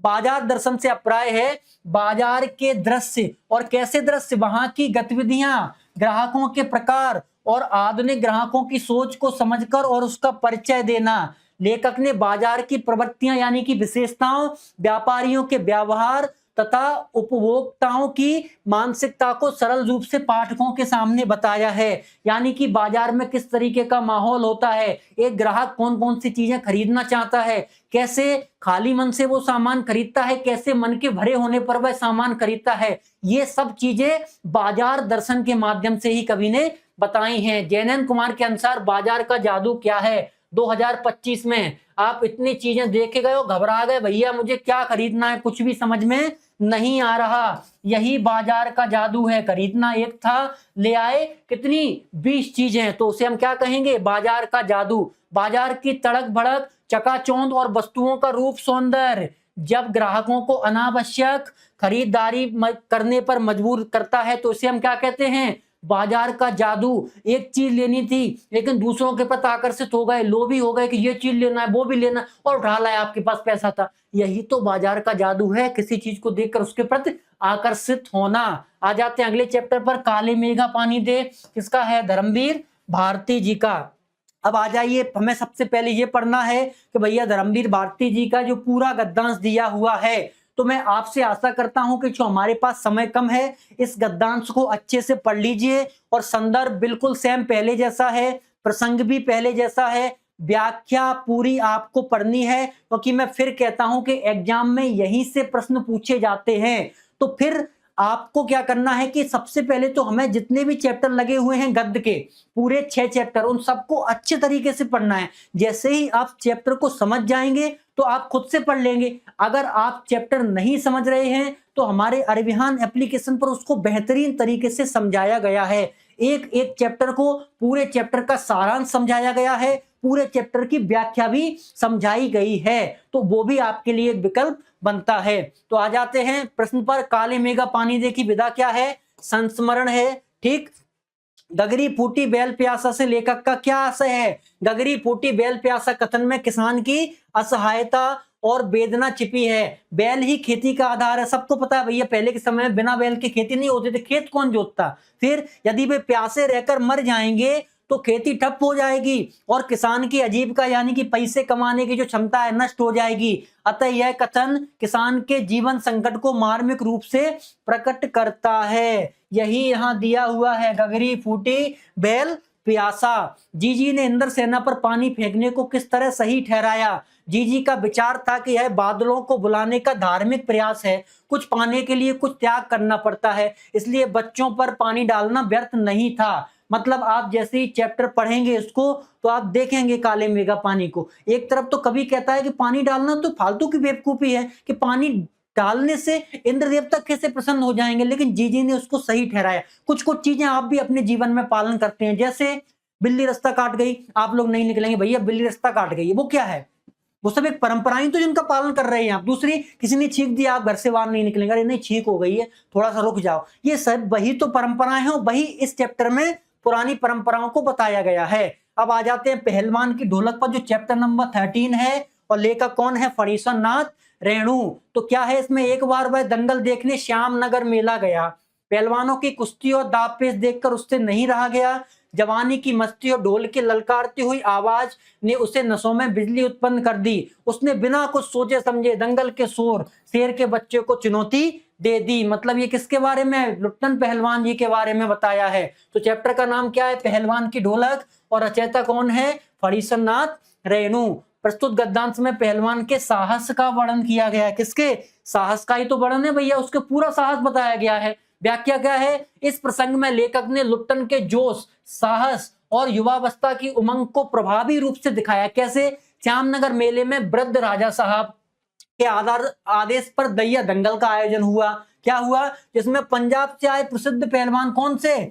चांद सिंह, शेर के बच्चे के नाम से मशहूर थे। तो चांद सिंह का दूसरा नाम क्या था? शेर के बच्चा, यानी कि शेर का बच्चा के नाम से मशहूर थे। लुट्टन जब उनकी कुश्ती और दाव पेच देख रहा था तो ढोलक की तेज लय और माहौल की उत्तेजना ने उसके भीतर जोश भर दिया। उसकी नसों में जैसे बिजली दौड़ गई और आवेग में आकर वह अखाड़े में उतर गया।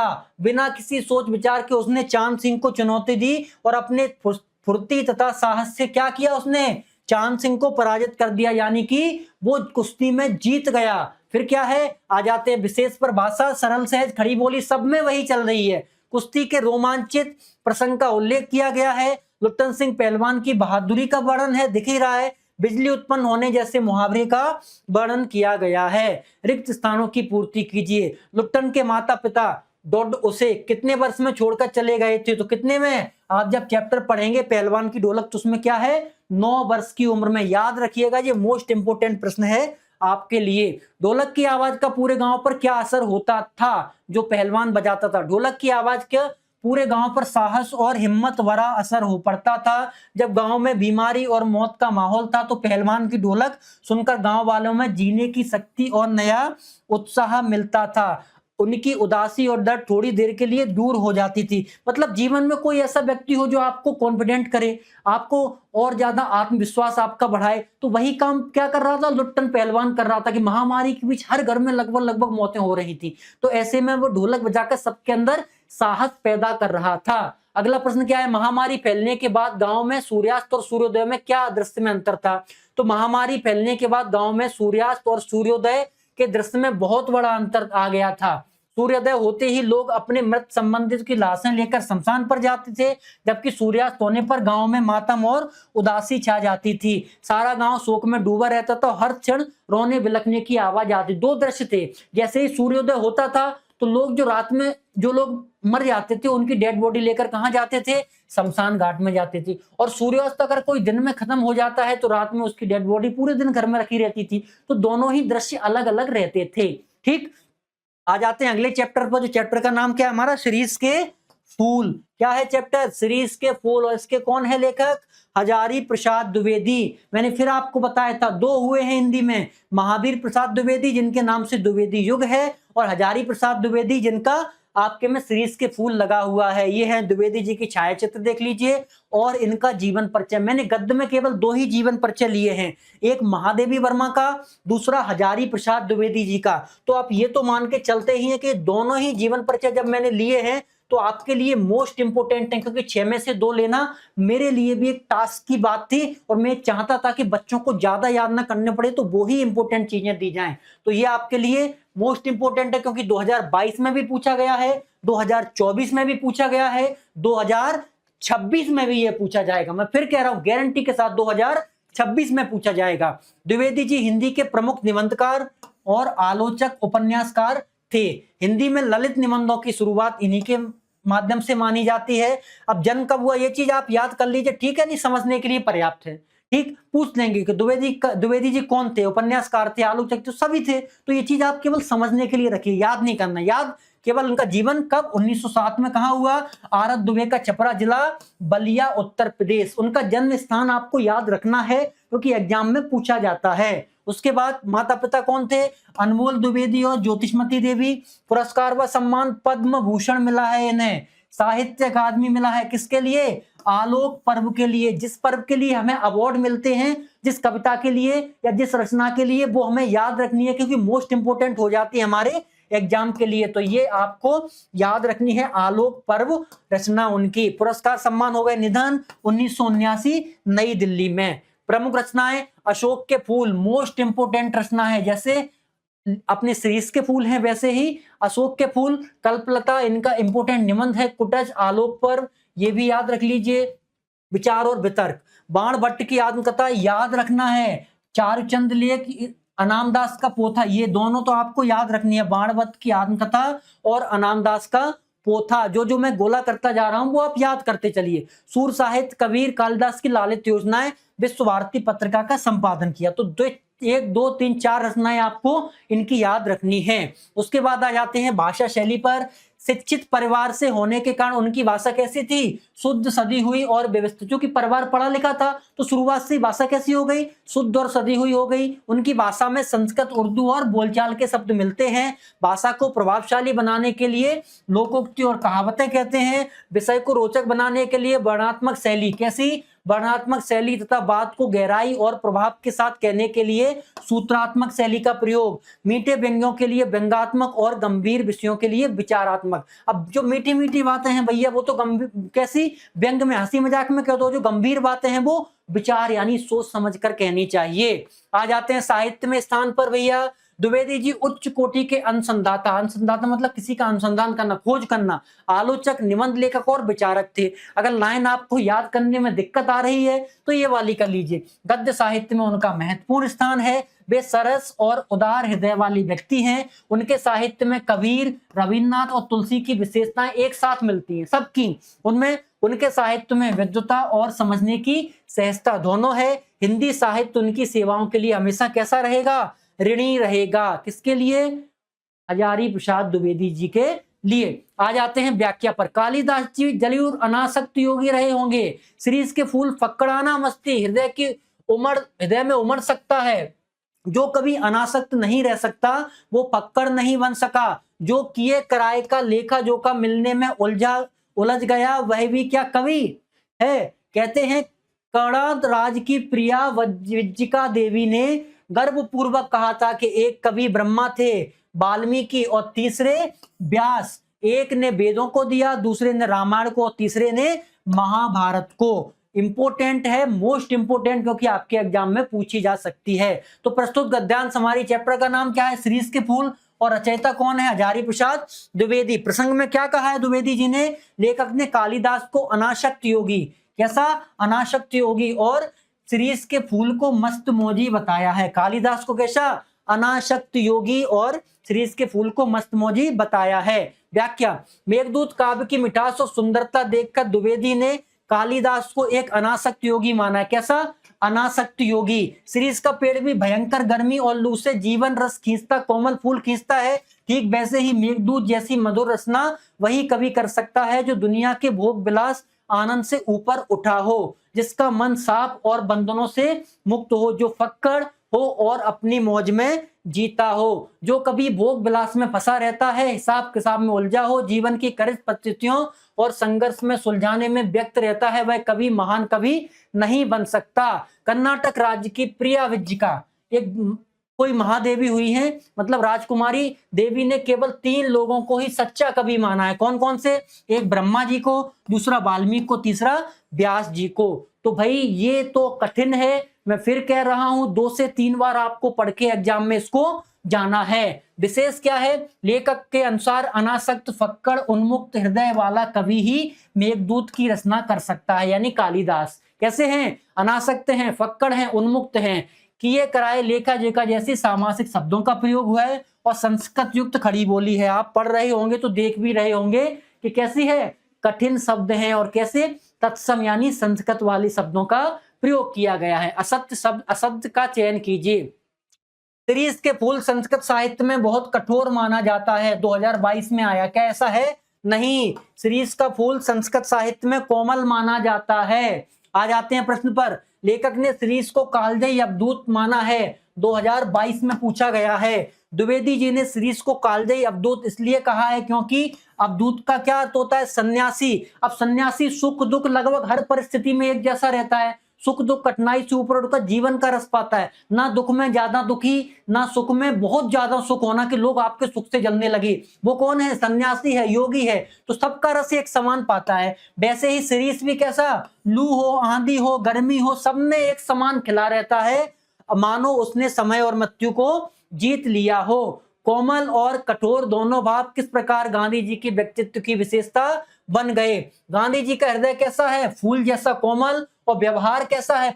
पत्थर जैसा कठोर। अहिंसा, दया, करुणा, नारी उत्थान उनकी कोमलता दिखाते हैं, लेकिन अंग्रेज के अन्याय के शोषण के सामने वे कभी नहीं झुके। वे आंदोलन के द्वारा कठिनता से संघर्ष करते रहे। मतलब हृदय तो हर व्यक्ति का, मैं कहता हूं, बिल्कुल कोमल ही होना चाहिए, फूल के जैसा।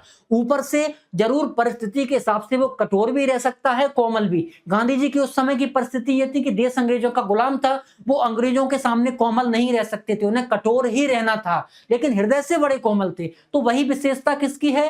गांधी जी की बताई गई है यहाँ पर, और आप पढ़ भी सकते हैं, ये आपके चैप्टर से ही उठाया है पूरा। तो मतलब ये है बताने का मतलब कि आप खुद देख सकते हैं कि पूरे प्रश्न आपके चैप्टर से ही पढ़ आते हैं। अगर आप चैप्टर को बेहतरीन तरीके से पढ़ लेंगे, एक भी प्रश्न आपके एग्जाम से बाहर नहीं जाएगा। अब आ जाते हैं, हमारा अंतिम चैप्टर है श्रम विभाजन और जात प्रथा, मेरी कल्पना का आदर्श समाज। बाबा साहब डॉक्टर भीमराव अंबेडकर जी ने लिखा है। तो क्या है? न्याय का तकाजा यह है कि जहां तक हम तीसरे प्रयासों की असमानता, जो मनुष्य के अपने बस की बात है, आधार पर मनुष्य के साथ असमान व्यवहार को उचित ठहराते हैं, वहां प्रथम 2 आधार जो मनुष्य के अपने बस की बातें नहीं हैं, पर उनके साथ असमान व्यवहार नितांत अनुचित है, और हमें ऐसे व्यक्तियों के साथ यथासंभव समान व्यवहार करना चाहिए। दूसरे शब्दों में, समाज को यदि अपने सदस्यों से अधिकतम उपयोगिता प्राप्त करनी है तो यह तो संभव है जब समाज के सदस्यों को आरंभ से ही समान अवसर एवं समान व्यवहार उपलब्ध कराए जाए। यहाँ पर डॉक्टर भीमराव अंबेडकर जी बराबरी की बात कर रहे हैं कि समाज में प्रत्येक व्यक्ति को बराबर होने का अधिकार है। संदर्भ क्या है? प्रस्तुत गद्यांश हमारी पठित पुस्तक आरोह के मेरी कल्पना का आदर्श समाज शीर्षक से अवतरित है। इतना लिख दीजिए, और इसके रचयिता बाबा साहब अंबेडकर हैं, इतना लिख देंगे पर्याप्त है। अब ये पूरा इसलिए जैसे बाबा साहब भीमराव अंबेडकर ने एनिहिलेशन ऑफ कास्ट भाषण के रूप में लिखा। ललई सिंह यादव एक व्यक्ति थे, जात वेद का उच्छेद शीर्षक के नाम से अनुवाद किया। मतलब डॉक्टर भीमराव अंबेडकर ने एक क्या है, एक मतलब एक किसी स्थान पर एक स्पीच दिया है इंग्लिश में, उसका नाम क्या है?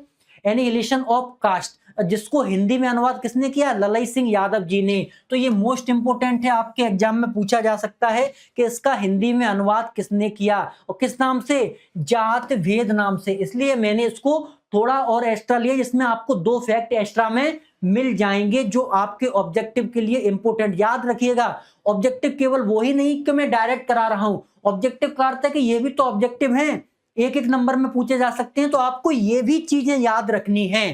प्रसंग क्या है? प्रस्तुत गद्यांश में लेखक ने बताया कि जो प्राकृतिक क्षमता के आधार पर असमान लोगों के साथ समान व्यवहार करना चाहिए, जबकि मानवीय क्षमता के आधार पर असमान व्यवहार किया जा सकता है, क्योंकि मानवीय क्षमता में सभी को समान अवसर मिलते हैं। मानवीय क्षमता मतलब कि जन्म के आधार पर जाति व्यवस्था नहीं होनी चाहिए। जब बाबा साहब ऐसा कहते थे, उनका कहना था कि भाई कर्म के आधार पर व्यवस्थाएं निश्चित कीजिए ना। अब वही तो कह रहे हैं, क्योंकि मानवीय क्षमता, एक व्यक्ति की मानवीय क्षमता कैसी है उस हिसाब से उसको अवसर मिलने चाहिए, ना कि वो हिसाब से कि प्राकृतिक क्षमता यानी जन्म के आधार पर असमान लोग मतलब व्यवहार कर रहे हैं कि कौन किस जन्म मतलब कौन किस वर्ण व्यवस्था में किस जाति में पैदा हुआ, वो चीज नहीं होनी चाहिए। प्रत्येक व्यक्ति को कर्म यानी कि मानवीय क्षमता के आधार पर सब चीजें व्यवस्थित मिलनी चाहिए। अब क्या कहते हैं कवि व्याख्या में? लेखक के अनुसार मनुष्य की क्षमता 3 बातों पर निर्भर करती है। पहली, शारीरिक वंश परंपरा, मतलब आपके शरीर की वंश परंपरा कैसी है। दूसरी, सामाजिक उत्तराधिकार, और तीसरा क्या है? मनुष्य के अपने प्रयत्न। इसमें से वंश परंपरा और सामाजिक उत्तराधिकार व्यक्ति के बस में नहीं है। भाई आप किस कास्ट में पैदा हो रहे हैं आपके बस में नहीं है, आप तो पैदा हो गए। और दूसरा, सामाजिक उत्तराधिकार, जिस कास्ट में पैदा हो रहे हैं तो वही आपके उत्तराधिकार होंगे। तो पहले के जमाने की बात करें, अब तो ऐसा ज्यादातर नहीं है। उसके बाद जबकि प्रयत्न उसके बस में, अब उसके बाद कोशिश तो वो कर सकता है ना। 2 चीजें मान के चलिए उसके बस में नहीं है, लेकिन तीसरा वो कोशिश कर सकता है ना कि उसे किस तरीके से मेहनत करके अपनी चीजों को और आगे बढ़ाना चाहिए। वही कहते हैं वो, यदि प्रयत्नों से असमानता हो तो उसके आधार पर असमान व्यवहार उचित है, परंतु जन्म और सामाजिक स्थिति के आधार पर किया गया भेदभाव अनुचित है कि आप जिस कास्ट में पैदा हुए हैं उस वही काम करेंगे, ऐसा नहीं है। तो जन्म के आधार पर ये व्यवहार कैसा माना उन्होंने? अनुचित माना है। न्याय का तकाजा है कि समाज उन कारणों से उत्पन्न असमानताओं को दूर करे जो व्यक्ति के बस में नहीं है। मतलब जो 2, शारीरिक वंश परंपरा और सामाजिक उत्तराधिकार, इन असमानताओं को बाबा साहब अम्बेडकर जी कहते हैं खत्म करना चाहिए, क्योंकि ये व्यक्ति के वश में नहीं है। आगे, साथ ही समाज का कर्तव्य है कि व्यक्ति की क्षमताओं के विकास का अवसर दे। मतलब प्रत्येक व्यक्ति को समान अवसर मिलने चाहिए, जिससे व्यक्ति और समाज दोनों प्रगति हो। सही बात, अगर प्रत्येक व्यक्ति को समाज में समान अवसर मिल रहे हैं तो उसमें हमारे देश का भी तो भला हो रहा है, हमारे समाज का भी तो भला हो रहा है। तो ये सब चीजें बाबा साहब भीमराव अंबेडकर जी अपनी कृति के माध्यम यानी अपनी रचना के माध्यम से कह रहे हैं। विशेष क्या है? समाज में हर व्यक्ति को यथासंभव समता का व्यवहार यानी समानता का व्यवहार मिलना चाहिए। वाक्यों की दीर्घता व तत्सम शब्दों से प्रयोग में क्लिष्टता आ गई है। वाक्य क्या है? बड़े बड़े हैं, और शब्द कैसे हैं? तत्सम है, तो शब्द पूरे वाक्य कैसे हो गए? क्लिष्ट। क्लिष्ट यानी कि क्या होता है? क्लिष्ट का अर्थ होता है कठिन। कैसे हो गए? वो कठिन हो गए। भाषा सरल और प्रभावी होने पर भावों की गहनता है, लेकिन कठिन के साथ साथ भी उसकी भाषा कैसी है? सरल और प्रभावी है। आ जाते हैं प्रश्न पर। मनुष्य की क्षमता किन 3 बातों पर निर्भर करती है? हमने अभी पढ़ा था। पहली, शारीरिक वंश परंपरा, दूसरी, सामाजिक उत्तराधिकार, तीसरी, उसके अपने प्रयत्न। ये लिखा है, ये आपके एनसीईआरटी बुक से ही मैंने लिया है, आपको ये बताने के लिए कि बुक पढ़िए, यहां से प्रश्न यही से आते हैं। मनुष्य की क्षमता 3 बातों पर निर्भर करती है, शारीरिक वंश परंपरा, सामाजिक उत्तराधिकार और मनुष्य के अपने प्रयत्न। 2022 और 24 में लगातार ये प्रश्न आपसे पूछा गया है। अंबेडकर के मत के अनुसार समाज किन तत्वों पर आधारित है? तो कौन कौन से तत्व हैं? स्वतंत्रता, समानता यानी समता का अर्थ समझ ली, समानता नहीं, आप ये कहें कि सर समता क्या होता है? समता का अर्थ होता है समानता, और भ्रातृता मतलब भाईचारा। भाईचारा समझते हैं, सबको अपना भाई मानना। भ्रातृता का अर्थ क्या होता है? भाईचारा।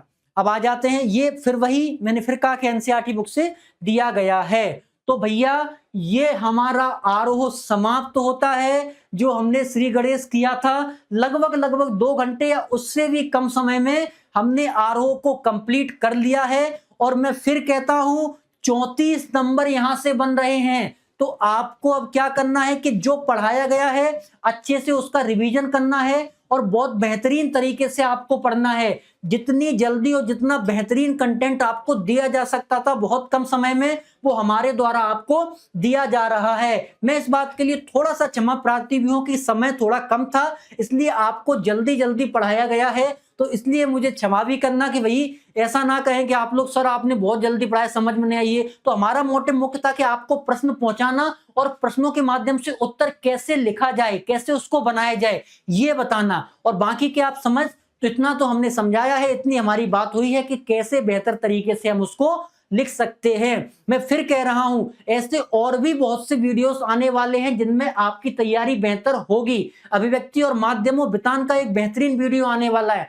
कैसे हमें निबंध लिखना है, कैसे पत्र लिखने, ये सब हम बातें करेंगे अपने वीडियो में। तो जिन लोगों ने हमारे चैनल को सब्सक्राइब नहीं किया है, मैं फिर कहता हूं अंतिम समय है, चैनल को सब्सक्राइब करिए, ऐसी और भी चीजें आपको मिलने वाली हैं। ठीक, तो ज्यादा ना कहते हुए मैं अपनी वाणी को विराम देता हूं और आशा करता हूं आप स्वस्थ रहें, मस्त रहें और जुड़े रहें अभियान से। बहुत बहुत धन्यवाद आपका।